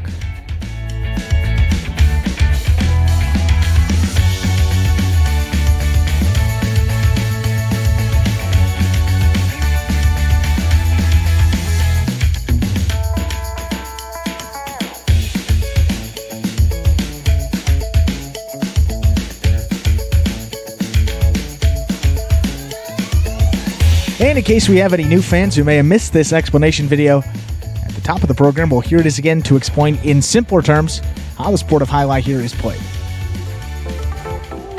The main rule of highlight is simple. Players must catch and return the ball in one fluid motion. Sounds easy enough, right? So how do you win? You can win a matchup simply if your opponent overserves, underserves, or serves the ball out of bounds. On the flip side, your opponent wins the matchup if the serve is so good that you fail to catch and return the ball to the front wall. If your opponent fails to catch the ball before it bounces twice on the ground, or if your opponent's cesta makes contact with the ball but doesn't catch it, then, in both of those cases, you win the matchup. You can also win a matchup if the ball bounces around in your opponent's cesta during an attempted catch. This is called juggling, and it's illegal in highlight. Another way to win a matchup is if your opponent throws the ball and it lands out of bounds on its return from the wall. The overall game strategy for a highlight player is to make it difficult for an opponent to reach the ball in time or to execute a rebuttal play.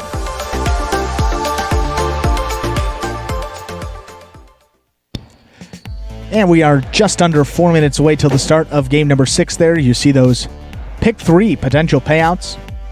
1-5, the first 2 numbers as part of that pick 3. Shows you whichever number wins this game, game number 6. And that price next to it shows you the potential payout, given which post will win this game. This screen was a little confusing for me the first time around here. You just see a bunch of numbers. It's just a different color. I mean, that's the only thing that's kind of confusing is you got the posts 1 through 8. You know, maybe if they had a red 1, a blue 2. That was the more advanced package. That's next year. We get that package. That was the more advanced package. They said, no, you can have different colors if you want, but it's going to cost you. And Scott went, I don't know if it's worth that much. That was Ben knocking on the window. Just being annoying. Just generally 3 annoying. perfect games today, so he's probably a little loose. That's well, we wasn't doing this last week. He's banging on this window. He's a little too loose. Idiot. Moving on. Game 6 is up next. We have 3 minutes till we begin Game 6. Something that the fans liked was how clean that side wall looked. Wasn't painted, just to clarify. That was actually hand scrubbed. Some people were up there in lifts. I mean, we had to get all the way up to that third panel there. We didn't have Bradley. Couldn't literally just jump. Every one of those marks that you see on the side wall is same thing happens in traditional highlight from the goat skin. Every contact that it makes, a little piece just kind of comes off. It's like a scuff. It's almost like a chalk mark. Right. But here we have 2 layers of electrical tape on top of the ball. And the ball is too fast without the electrical tape. Before you ask the question, let's answer it. It requires some electrical tape just so that the ball is consistent, the bounce is consistent, and it grips the side wall. Sure. So those are little electrical tape droppings on the side wall, I guess is the best way to describe them. And they can either be scraped off, but they literally took, I'm not sure it was Windex, but Windex and a cloth, 1 by 1. So that's thousands. It's a lot of thousands. A lot of square feet on that wall there. No question. Probably took a really long time, and whoever did that, we really appreciate it. And the fans at home. Oh, they're not listening to the show, I promise you. Whoever did that is not listening. I promise you. The show. No way. They're actually home probably saying the same thing we're saying right now. Thousands of little white marks. Yeah, thousands. Cringing. Yeah. But no, it does make it easier to see the ball against the sidewall. Doesn't blend in with the white. Don't lose it quite so much.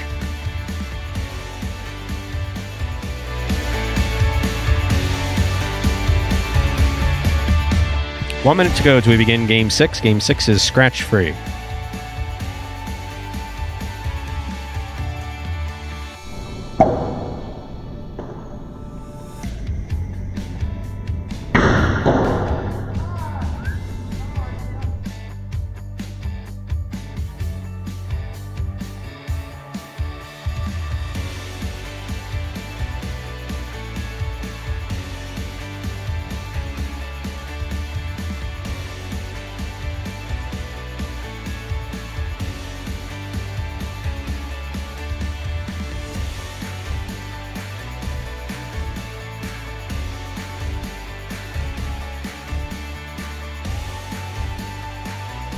Ready to begin game number 6, a spectacular 7 singles match. Played to 7 points. Points double after the first round of play. That's spectacular 7 scoring.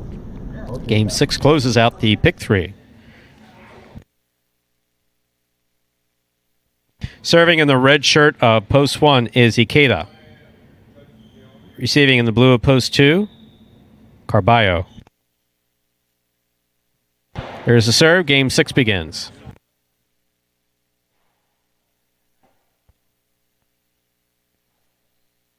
Catch by Carballo. That throw is going to score to the inside. Point 2. 2 first up on the board in game number 6. Bragley receives.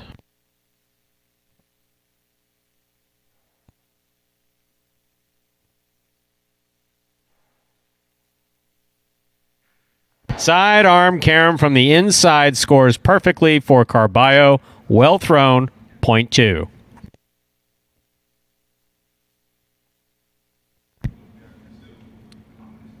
Green shirt to post 4. This matchup has Carballo serving to Kubala.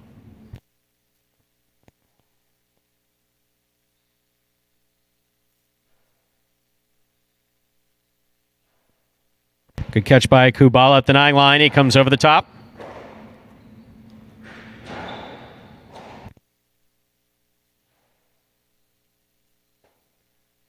Forehand rebote saved by Carballo. Here's Kubala from the 10 line. He goes deep. Rebote comes low. What a beautiful rebote save, and what a great scoop by Kubala. Good catch on the forehand of Carballo. Kubala's there. Forehand rebote by Carballo. Kubala looks for a difficult rebote. He makes the save. Carballo. What a catch by Kubala. He goes deep. Carballo for the rebote. Clipped the side wall. Kubala's there. Faked the carom. Went to the inside. Carballo moved up on it. Threw the carom.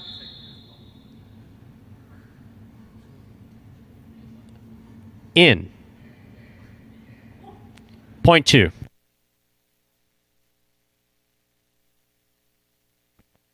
Two has 3 points. Here's post 5, the black shirt, Ben.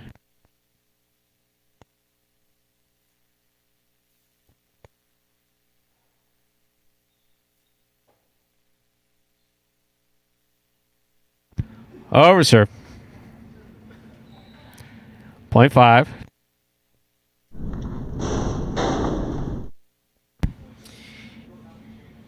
Yellow shirt at post 6 receives. Bueno.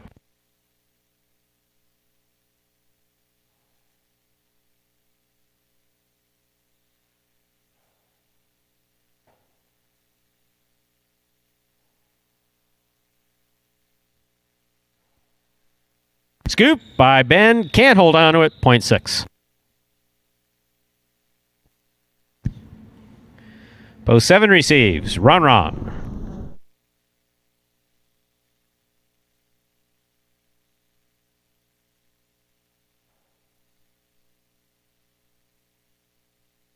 Powerful backhand by Ron. This rebote coming out.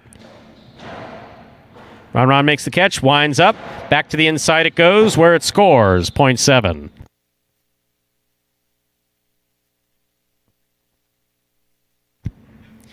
Here now to complete the first round and receive, wearing the purple shirt of post 8, number 13, Douglas receives.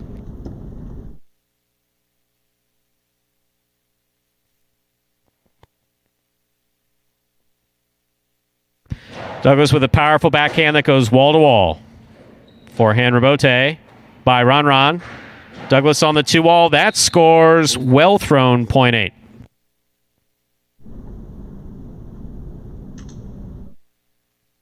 That completes the first round of play. All matchups are now worth 2 points through the end of the game. First to return, red shirt at post 1, Ikeda.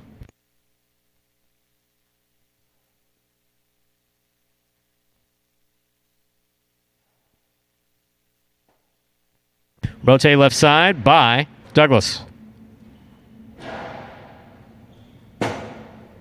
Forehand rebote thrown hard by Douglas. Caught almost by Ikeda. Just missed. Point 8. 8 on the board with 3 points, serving to post 3. Here's Bragley.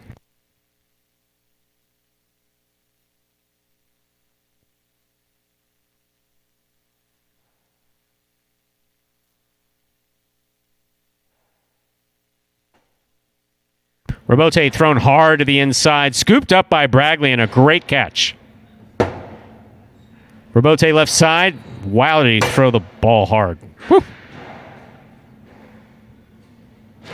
Carambola, 0.8.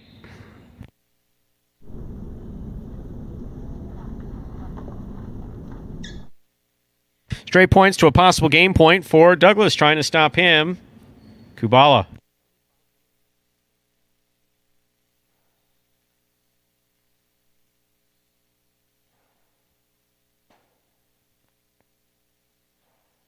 Good catch by Kubala. Low to the inside. Douglas for the Robote. Low to the inside. Good catch by Kubala. Forehand Robote to pass. Right to the corner. Kubala makes a great save. Douglas with a hop makes the catch. Point. Perfect game. Post 8. Douglas. 8 wins it, 2 places, 5, 6, and 7 play for third place. 5 first serves to 6.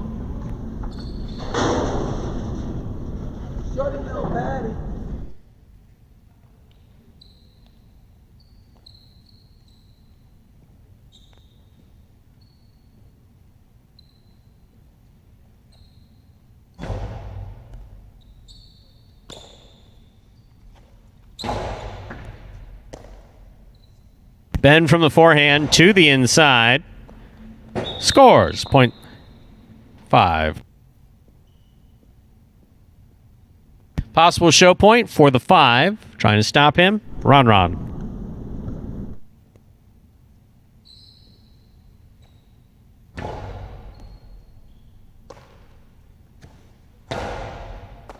Excellent catch. Almost made. Point goes to the 7. This is show point. 7 serves 5.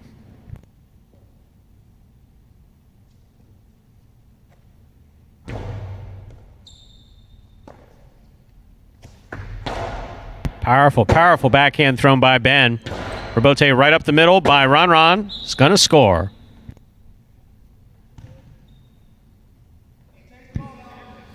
Seven comes in third. Unofficial order finish 8-2-7.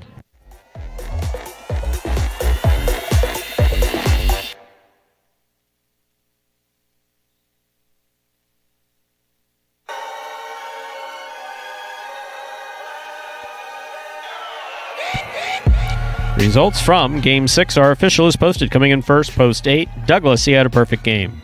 Taking second, post 2, Carballo. Coming in third, post 7, Ron. 8-2-7 is the official order of finish for Game 6.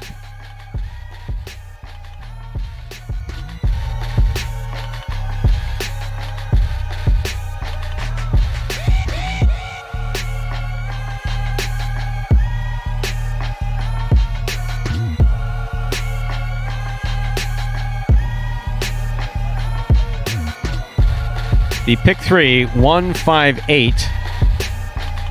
3 of 3 numbers returning 107.40. Quinella, 2-8. That's first and second in any order. Carballo and Douglas, there they are. 2-8, 8-2, $23.60. Trifecta, 8-2-7, $99.40.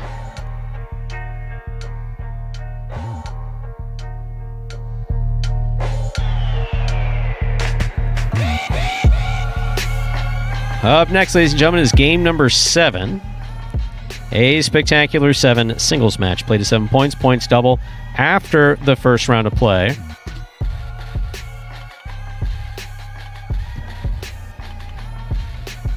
There are no scratches in game 7. Post time for game 7 is just 7 minutes away. Good luck. Being the overall champ in the rookie season was great. I put in hours and hours of hard work in the off-season practicing, and just to show that it paid off in the end, it was really great. My goal for the 2020 season is to stay healthy, play to the best I can, but definitely I would love to repeat winning singles and doubles again this year. Like I said, I think it's going to be a lot harder, but it's definitely a push that I want. And I'm happy that everybody's getting better, and it's going to be harder for me because it pushes me to be better, and that's what I want ultimately. I would love to be the champ again this year. I am definitely going to try my best. Like I said, the competition is getting better every day, and so I'm going to push to be the best again. But we'll see. It's going to be a long 7-month season, and I'll hope to repeat what I did again. And for Douglas there, win number 52. Win number 52 for him on the season. He is now just 2 games back of Ron for first place in those championship singles standings. That's going to be, we thought, going to be a neck-and-neck race all the way up to the end of November, but Douglas started 13 games back just last week, has already narrowed that gap to just 2, so certainly asserting his dominance here once again. And if there was any question as to who still runs this court here at Magic City Stu, I think that question has been answered here these past few weeks. My, oh my, the high five is alive. 5, 6, and 8. I was going to say, that is some incredible handicapping. Maybe outside of... I got post 1 in game 4.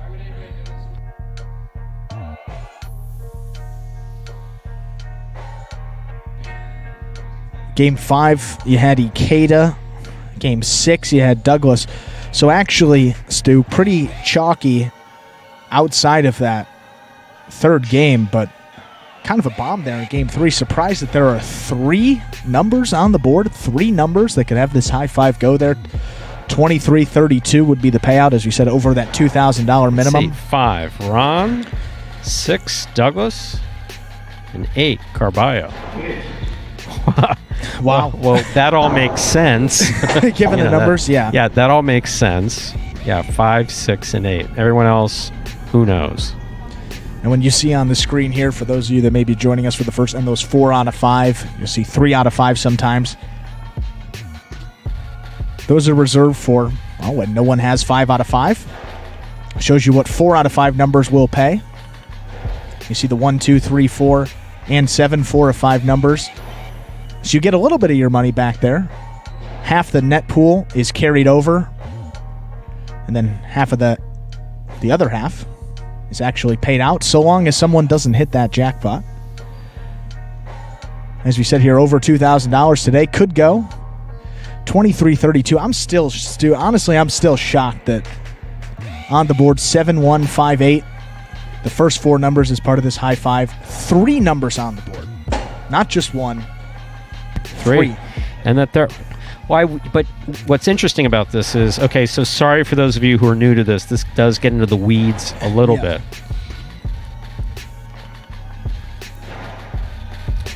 The concept of there not being multiples on these 3 does speak to the handicapping or the system, whichever they're employing. Either they're handicapping it or it's a system. And in either case, bravo.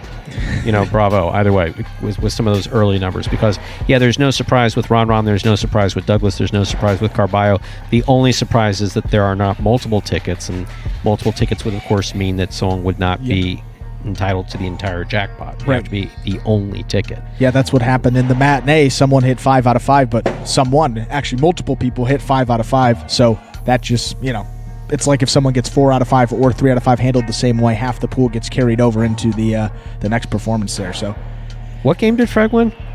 Fred won game, I believe it was game 3. Game 3? Yeah. So I think someone said at the beginning and went, you know what? I think Fred's due. Due would be an due would be an understatement there. It's been 10 weeks, but credit to that picking that's pretty solid there.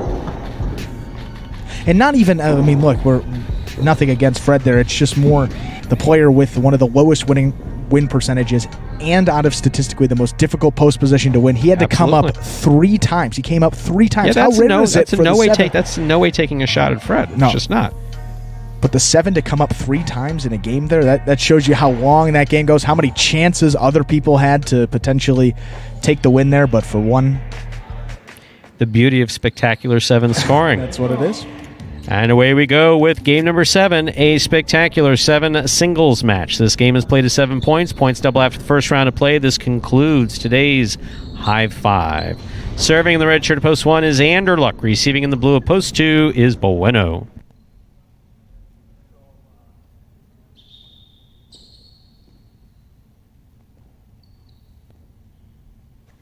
Anderluck serves as we begin game 7. Anderluck from the forehand.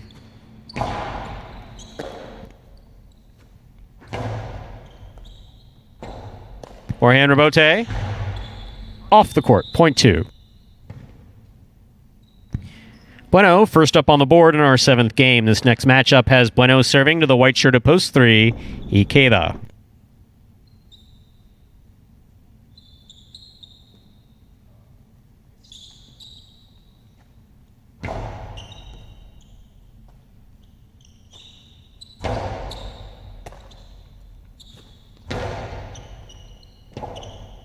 Rebote left side by Ikeda. Here's Bueno. Hard throw by Bueno. Gets by Ikeda and scores point 2. 2 with 2 points. Here's post 4, Ben.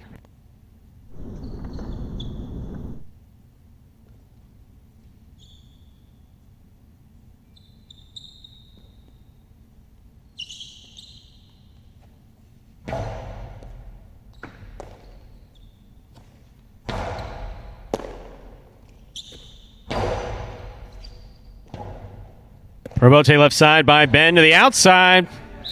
Outside placement of the rebote is going to score for Ben, point 4.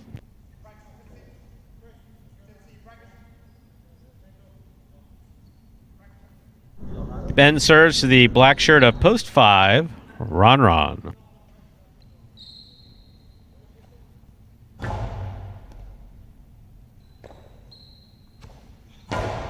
Powerful backhand by Ron.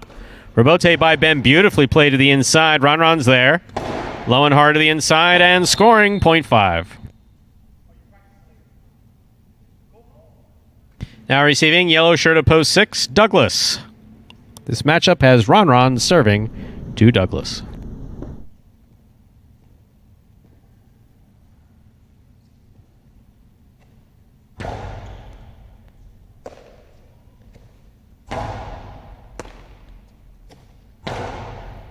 Catch by Douglas. Costado 2-wall scores for Ron. Point 5. Beautifully thrown and scoring for Ron.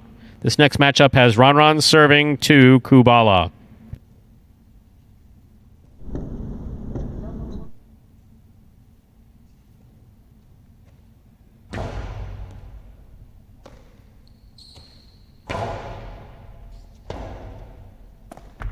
Rebote save by Ron. Kubala moves up on it, makes the catch. Scoop attempt missed. Point 7.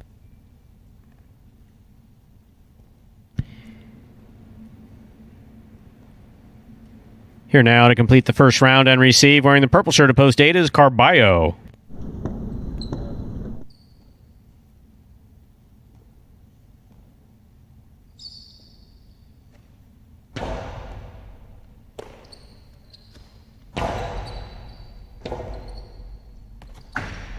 Two-wall rebote thrown with authority by Kubala. Beautifully executed.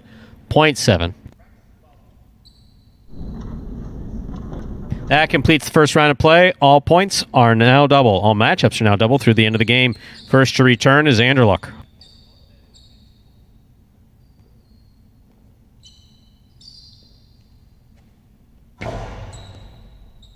That's a very good serve by Kubala. Nice backhand by Anderluck. Kubala goes deep. Forehand rebote by Anderluck. Catch by Kubala. Hard throw by Kubala.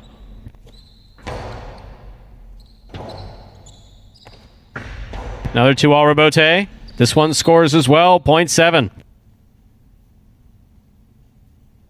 7 on the board with 4 points. Receiving post 3, Ikeda.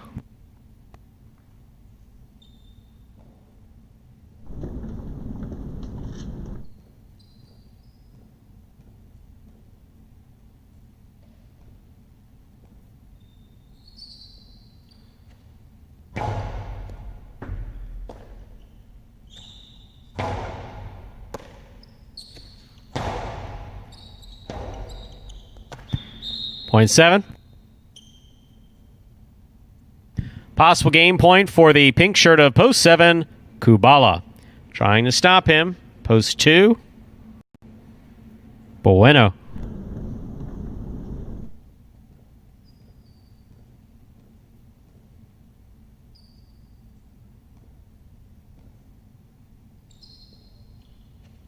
It's an excellent serve by Kubala. Great catch by Bueno off a good serve.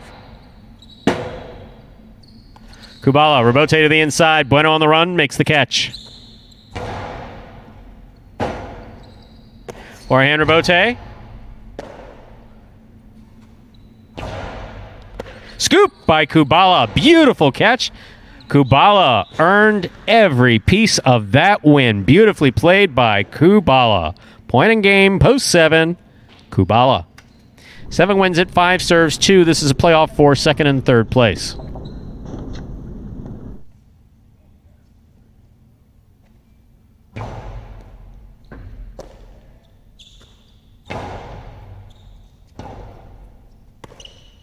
Beautiful forehand Rebote by Ron. Rebote left side to the inside. Rebote. Touch the side wall. Ron's got it in the middle of the court. 2-all to score. Point and place to post 5. 2 shows. Unofficial order. Finish 7-5-2. Your prices will be up in just a moment.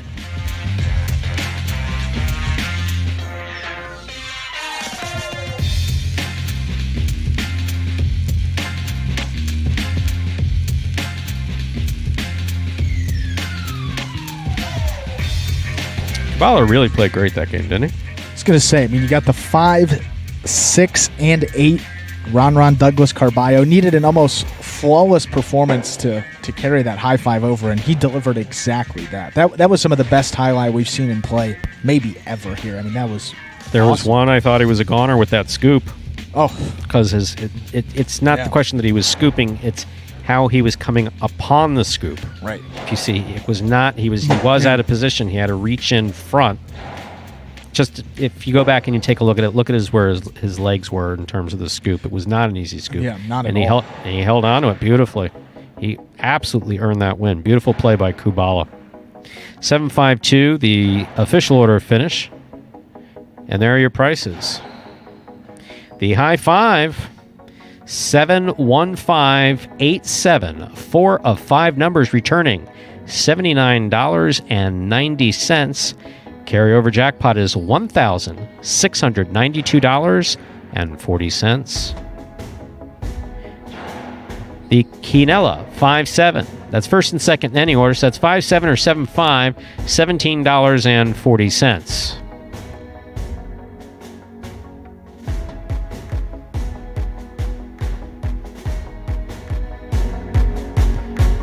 Trifecta, first, second, and third place finishing 7-5-2, 606-20.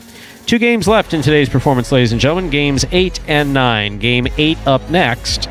A spectacular 7 singles match. It's played to 7 points. Points will double after the first round of play. There are no scratches in Game 8. And post time, that's the time we begin the game, is 7 minutes away. Good luck.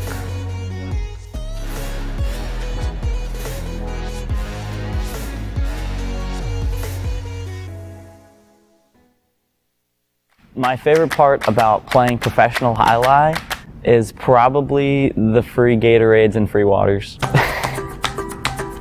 My favorite part about being a professional Jai-Alai player, when I play, my mind is so clear. It's really the only time that I'm able to focus on just one thing. It's very exhilarating and exciting, and I love exercise, and I love to be competitive. It just feels like I'm finally getting to do what I want to do every day. And serve takes a high bounce. Anderwood gathers at about the 10 line. Fires this one that's going to go deep into the corner.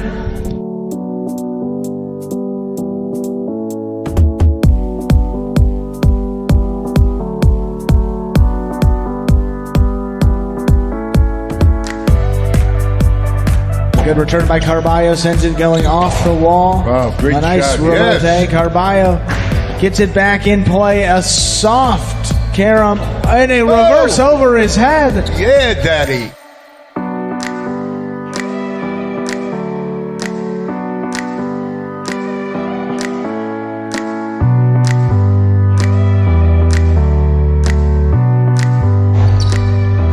Catch by Ben midcourt.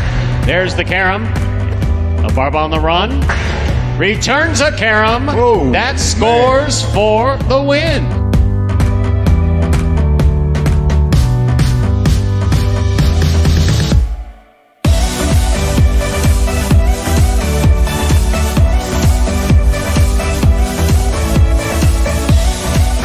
Ben rips a 2-all off the serve that scores. What a shot, .7.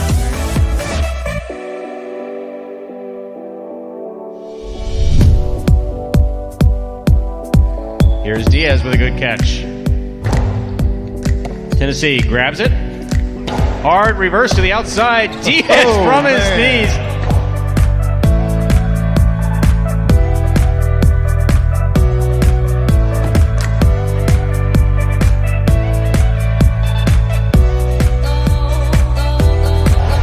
Strong forehand return.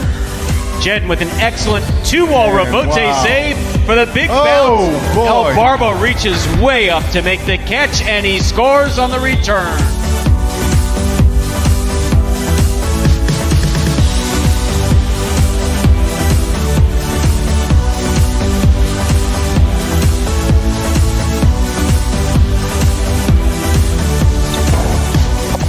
Catch by Carballo. Hard reverse rebote is coming out. Jedden calls for the rebote. Outside placement of nice the Gustavo rebote.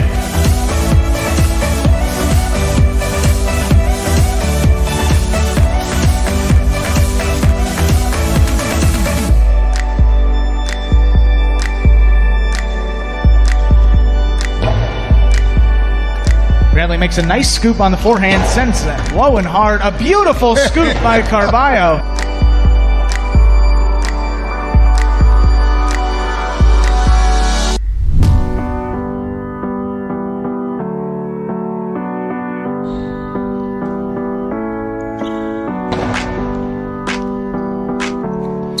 Outside placement thrown great by winning Anderlock. shot.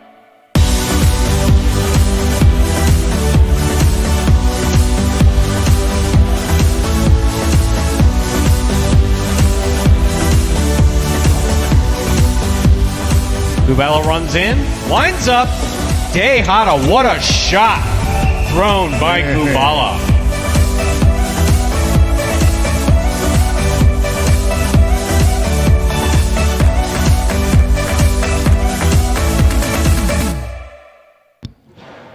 And folks, you saw Kubala's profile there, and you got the top 10 plays from July of 2019. Over a full year at Magic City, and the plays just continue to get better and better.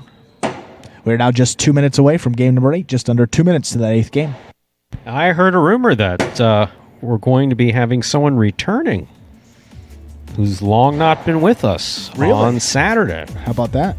Yeah. Breaking the news here, Stu? I think we can break the news, safely break the news. Michael Diaz has gotten some very good news. Good news for him, good news for us. Likes those tests that say negative. All important. Usually important in life in general. If we would all like the test to say negative in most cases. In this case, the test has said negative. I think he's going to come in and practice a little today. I think he's going to practice a little tomorrow and start getting back into the swing of things on Saturday and Sunday. Awesome to see you there. Good to see. Felt like a while since Diaz has been gone. Really, I mean, felt like a while because it has been a while. And good to have him back here. Let's take a look here. Diaz he is squarely in the middle of the pack of those standings when he went out. 13 wins, 19 places, 13 shows in the money percent.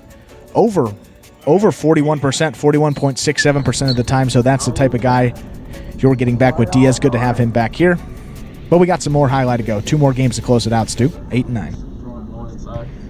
We're ready to begin our 8th game. This is a spectacular 7 singles match. Play to 7 points. Points double after the first round of play. Serving in the red shirt at post 1 is Bragley. Our first matchup has Bragley serving to Anderluck.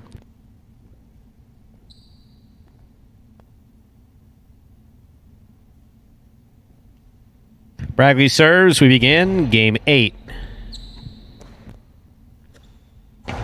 Nice backhand throw by Anderluck. Robote got away from him. Point 2.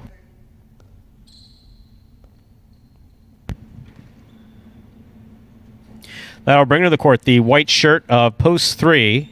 Here's Bueno.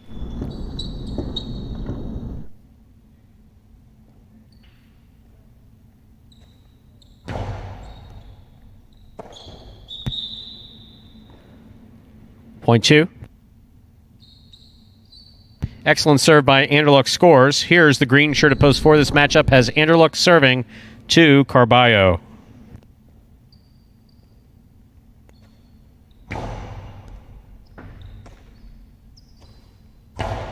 Beautiful backhand throw by Carballo. Robote save by Anderluck. Catch by Carballo. Point 4.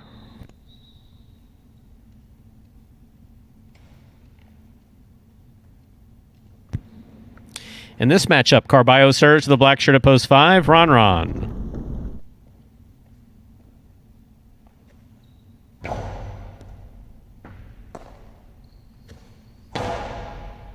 Good catch by Carballo. Strong backhand. Robote comes to the 6th line. Ron's there. Great catch by Carballo, taking it in the air. Ron makes the Robote save. Clip the sidewall. Carballo's on it. Point 4.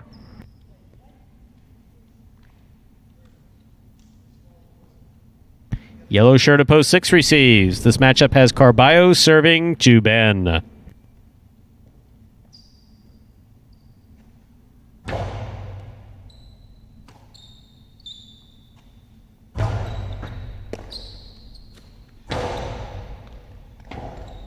Robote left side. It's a 2-all by Ben. Did he mean to do that? Yes, he did.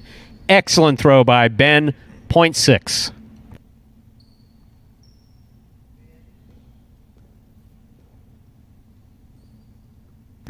In this matchup, Ben serves to the pink shirt of post 7, Kubala.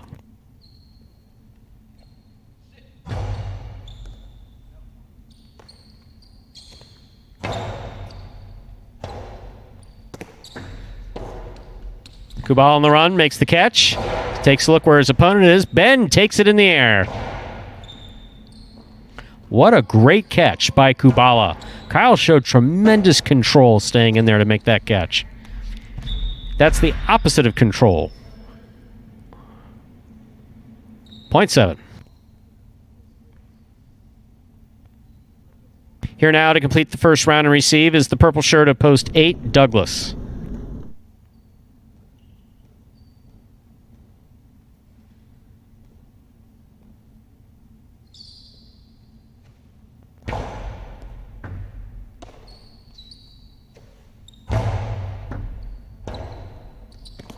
Robote save. Catch made to the outside. Hard throw to the inside. It's going to score. Point 8.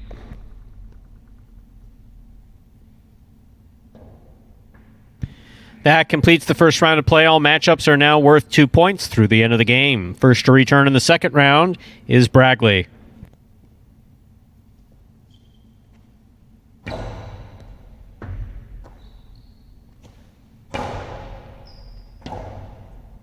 Robote by Douglas. Robote by Bragley. Douglas on the forehand. Passes one.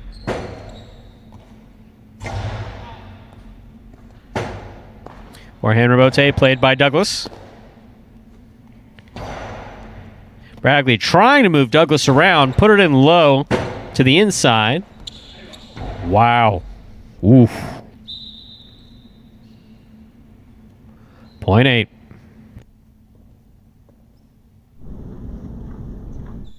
Douglas with 3 points, serving post 3. Bueno.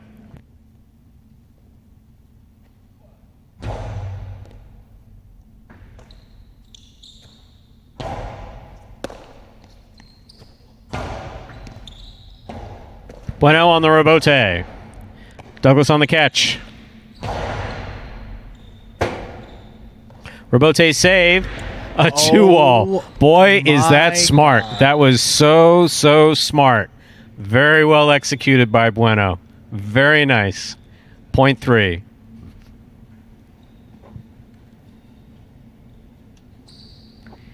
Here's Anderluck, post 2.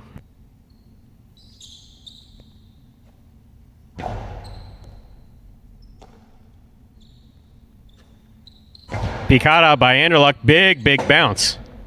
Robote got away from him, hit the overhead screen. 0.2. Anderluck has 4 points. Receiving, post 5, and the black shirt is Ron.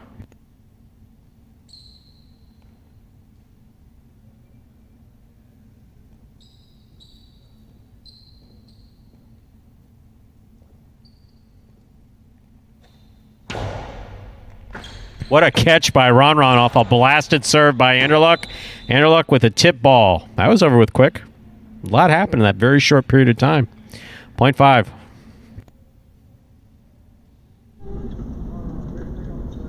Here's post 4 in the green shirt, Carballo.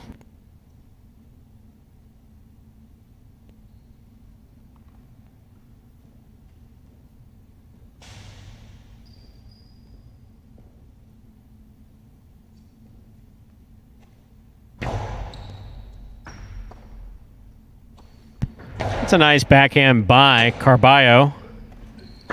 The 2-all beautifully executed by Ron will score 0.5. 5 on the board with 4 points. Here's post 6, Ben.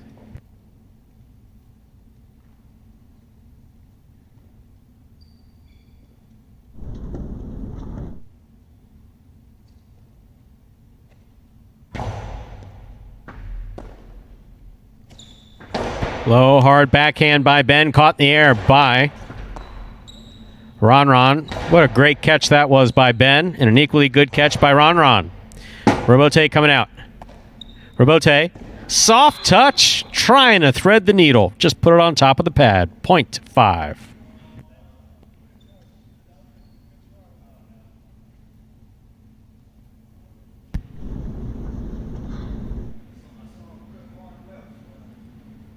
Possible game point for Ron in the black at post 5. Trying to stop him in post 7 in the pink shirt is Kubala.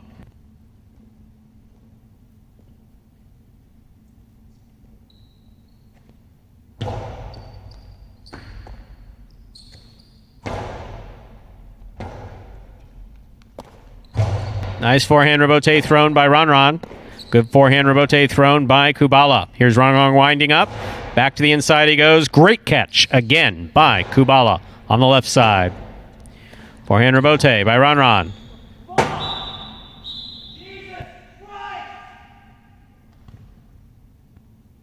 Five wins it. 2 places, 8 shows. Unofficial order finish 5, 2, 8.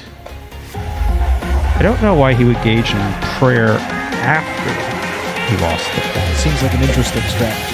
Don't think it worked there for You pray beforehand, right? Typically. You get the praying out of the way. I think he's just time. praying for game 9 because he's usually pretty good at those superfecta games. So did he curse, or was he a man of deep faith? 5, 2, 8 is the official order of finish for game number 8.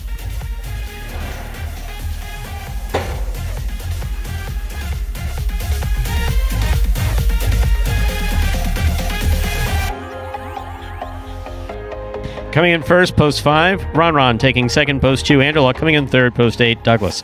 5, 2, 8, the official order of finish for game number 8. We'll have your prices here in just a second. I'm going to say he's a man of deep faith. I believe that's what it is. There's your Mighty Ocho. 217-15-875. 4 of 8 numbers returning $5.80.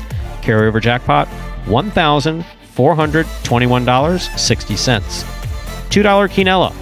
That's first and second in any order. 2-5 or 5-2, $28.40. Trifecta, first, second, and third place finishing 5-2-8, $224.80.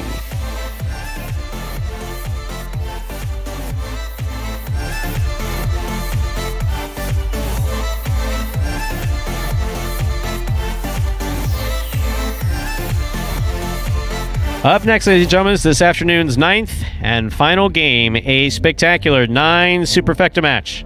Next game is played at 9. That's 9 points. Points will double after the first round of play.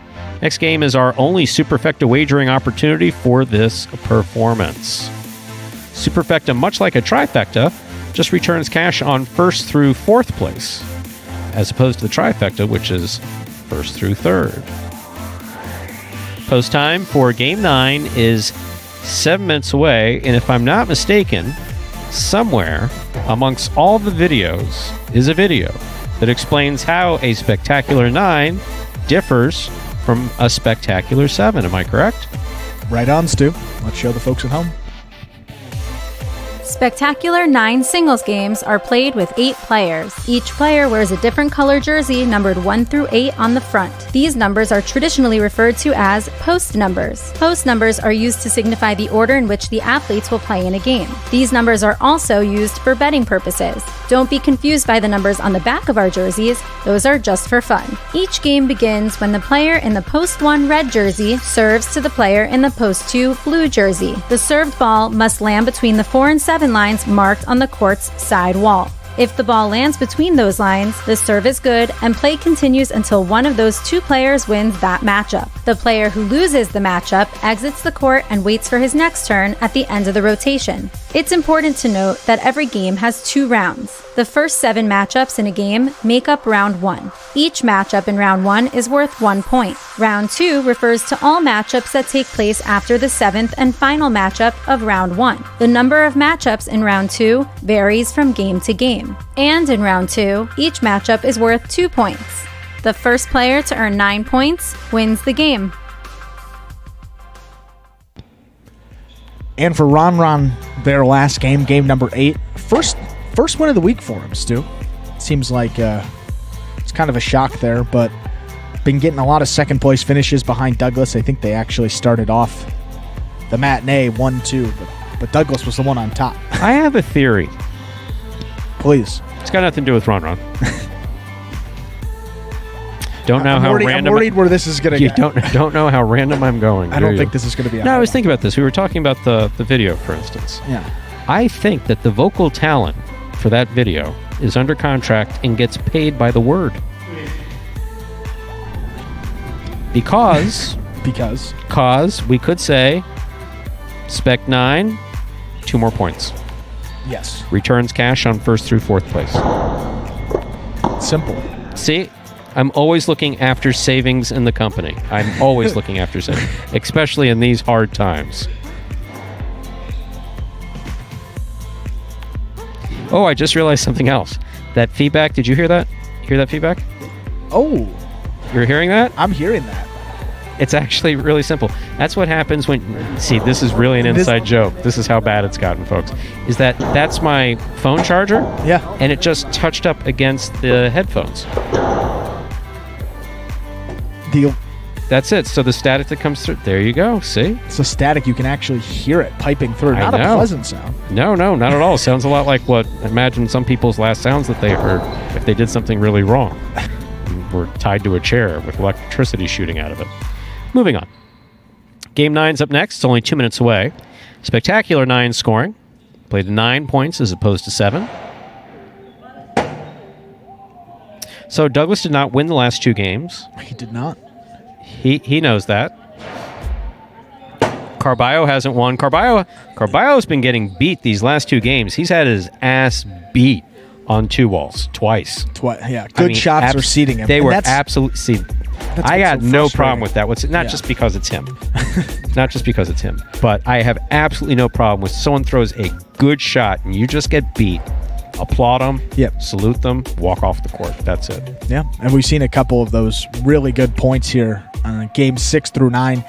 And guys, I mean, Ben in particular, saw him trying to throw that 2-wall in off the rebote as well. Kubala was throwing that a lot more. Ron did it. Douglas did it. So a lot more shots, kill shots coming in here in these later games. And I think as the season goes on, that's something you're going to see more of as well. As these guys get more comfortable and also they understand how to beat one another.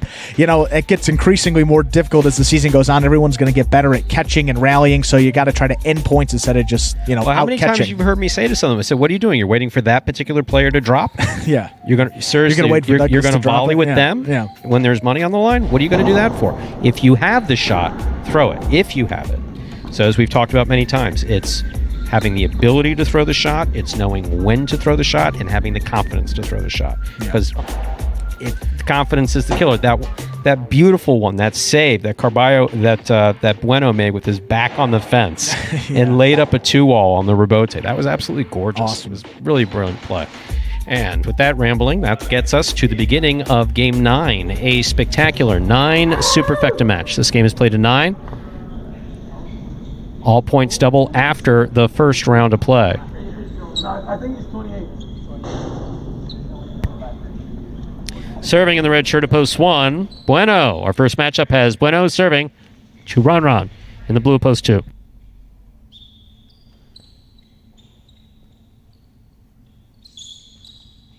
Bueno serves. Game 9 begins.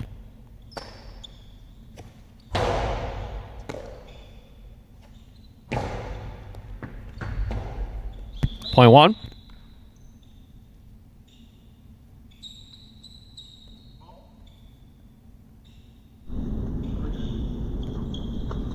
One first up on the board in our 9th game. That'll bring to the court the white shirt at post 3. This matchup has Bueno serving to Ben.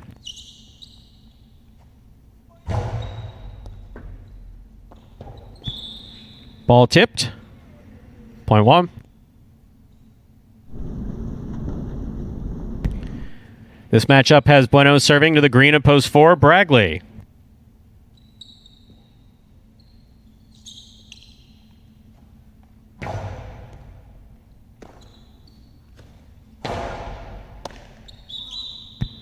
Point 4.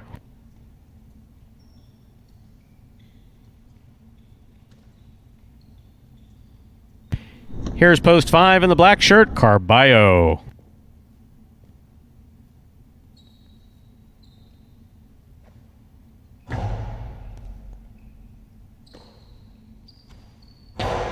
Low runner to the inside, caught in the air by Bragley. Tejada, the soft touch, scores point 5. In this matchup, Carballo will serve to the yellow shirt at post 6, Kubala.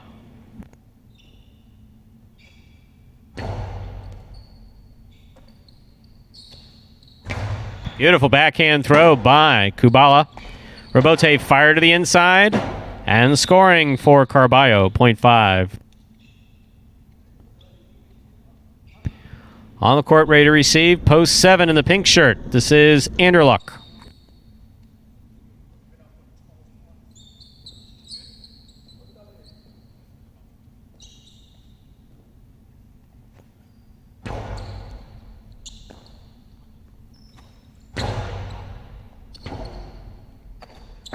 Costalo Rebote, 2 walls, going to score, point 5.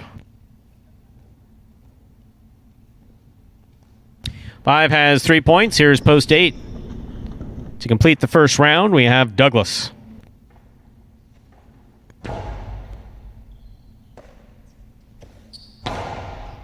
That is a powerful backhand, and Carballo went for it on the forehand. Interesting.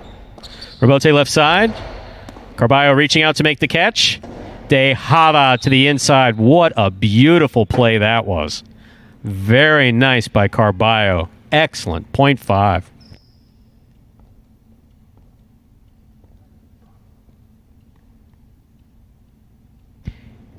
That completes the first round of play. All matchups are now worth 2 points to the end of the game. Ron returns first.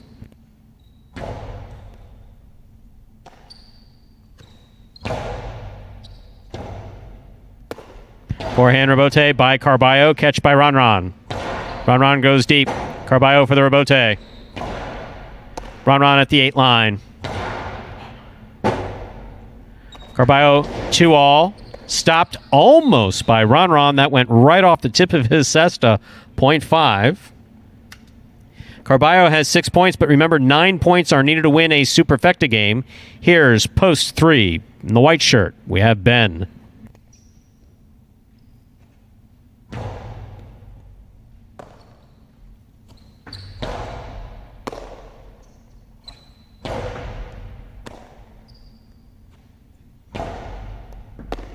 Oh, no, no, no, no. Left side, Michael. Left side. Left side. Come on.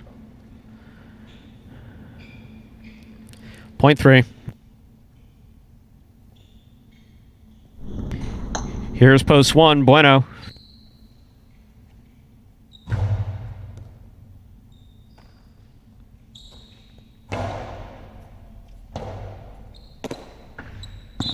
Point 1. 1 serves to post 4. Bragley.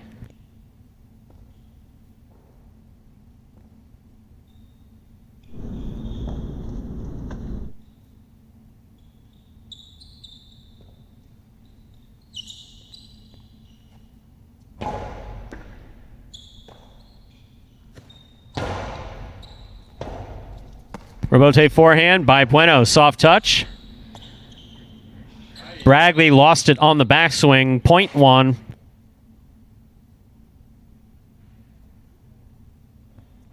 Bueno has 6 points. Remember, 9 points needed to win a superfecta game. Receiving post 6. Kubala.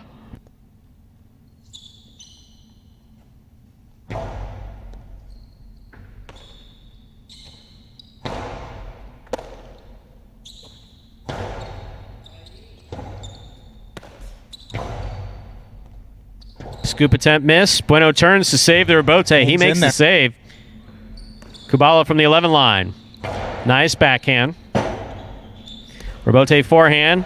Low. Powerful backhand by Kubala.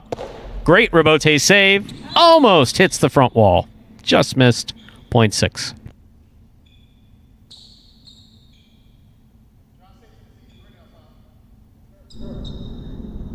Six serves to post 7. In the pink of post 7, we have Anderluck.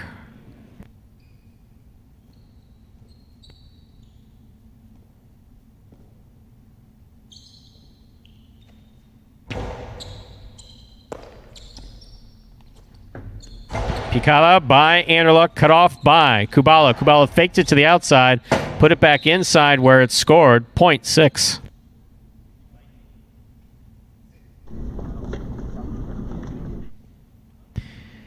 Back and ready to receive in the 8 post. Douglas.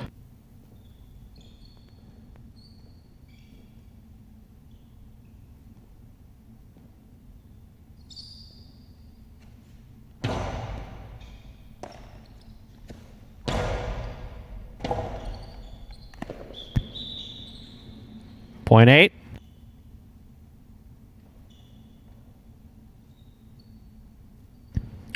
On the court, ready to receive. Post 2 in the blue shirt. Ron.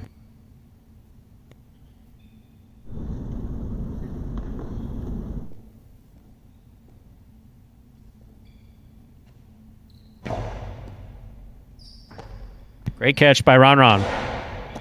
Excellent catch by Douglas. Ron turns it to the inside. Rebote 2-all by Douglas. Ron's on it. Perfect positioning in the 3-wall play for Ron to score. Point 2. Here's post 5, Carballo.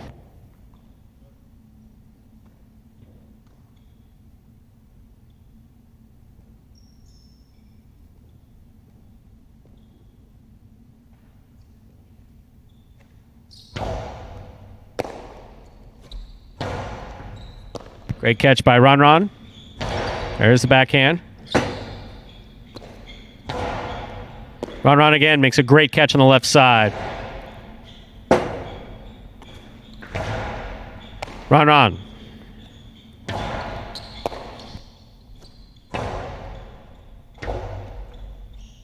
Ron actually overran it, then came back to try to compensate. Point 5.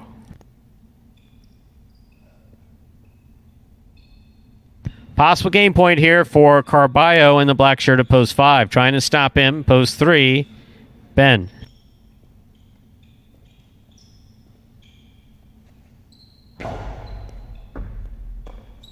Ball tipped off the serve. Point and game. Post 5. The black shirt. Carballo. 5 wins it, 1 places, 6 shows. 8, 2, and 3 will play off for 4th place. 8 first serves, 2-2.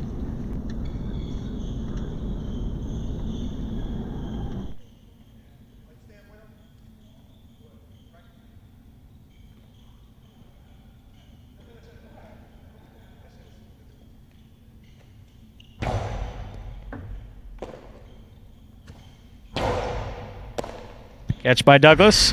Carom by Douglas. Scores. Point 8. Possible quad point for post 8. Douglas trying to stop him. Ben.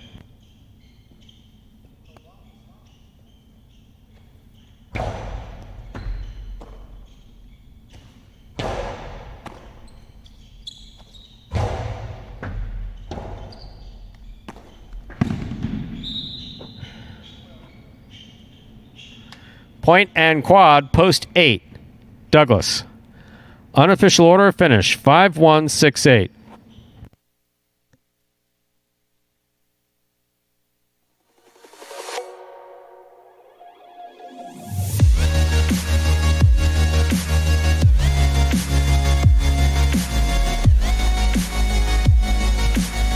Results from Game 9 are official. Coming in first, post 5, Carballo. Taking second, post 1, Bueno. Coming in third, post 6, Kubala. Taking the quad, post 8, Douglas. 5-1-6-8 is the official order finish for Game 9. And for Carballo, they're taking both Superfecta games. Page out of Kubala's book right there. And for Douglas, too, interesting stat because he usually finishes in the top 3. He finished quad point. 4th place, both Game 9s today. So 4 wins, 1 show, and 2 quads for Douglas. Leads the way in fantasy if you have him as the most owned player this week. Just about 50% of the people had him, so there's about a flip of a coin that you're at home. You have him on your roster. $10, same as Ron. Gotta say, that's So the question is, well worth will the Ron be a bargain next week? And for Ron, 19 fantasy points, only 1 win, so he's filling up the place column. 4 places for him. So a lot of those earlier finishes in the first matinee, I think game 6 was Douglas, Ron 1-2. Game 7, Douglas, Ron.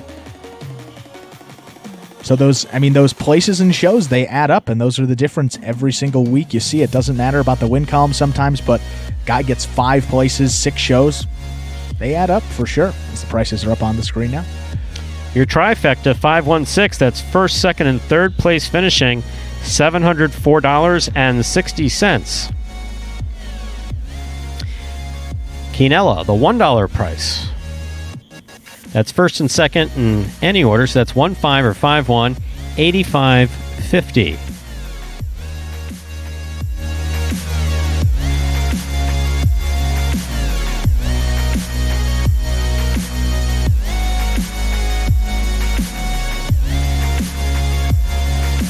Superfecta, 5-1-6-8, $114.56, $114.56.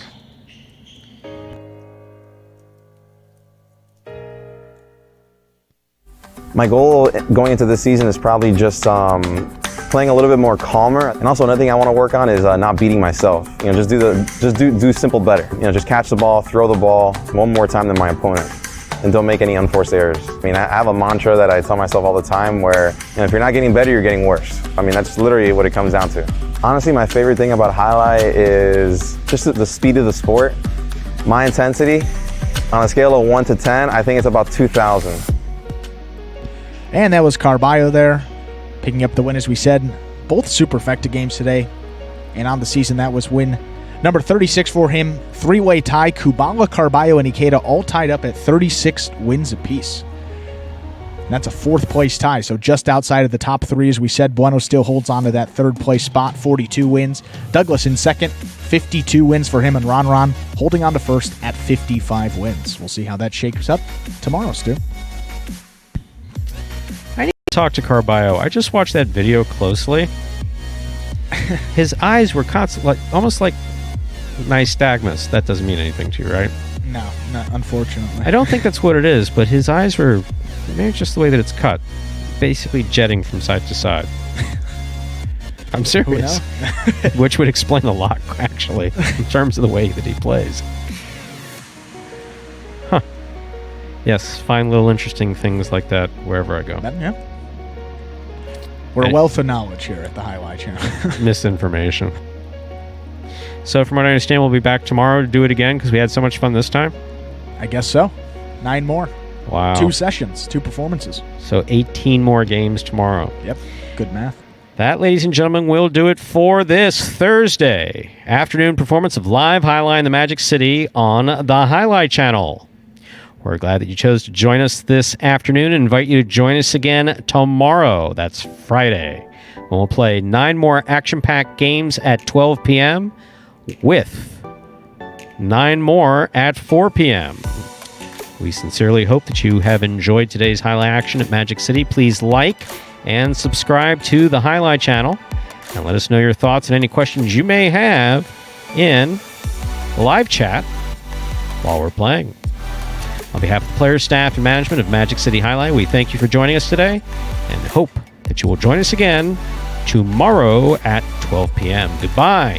So we can see you back here at Magic City Jai-Alai. Have a good day, everybody.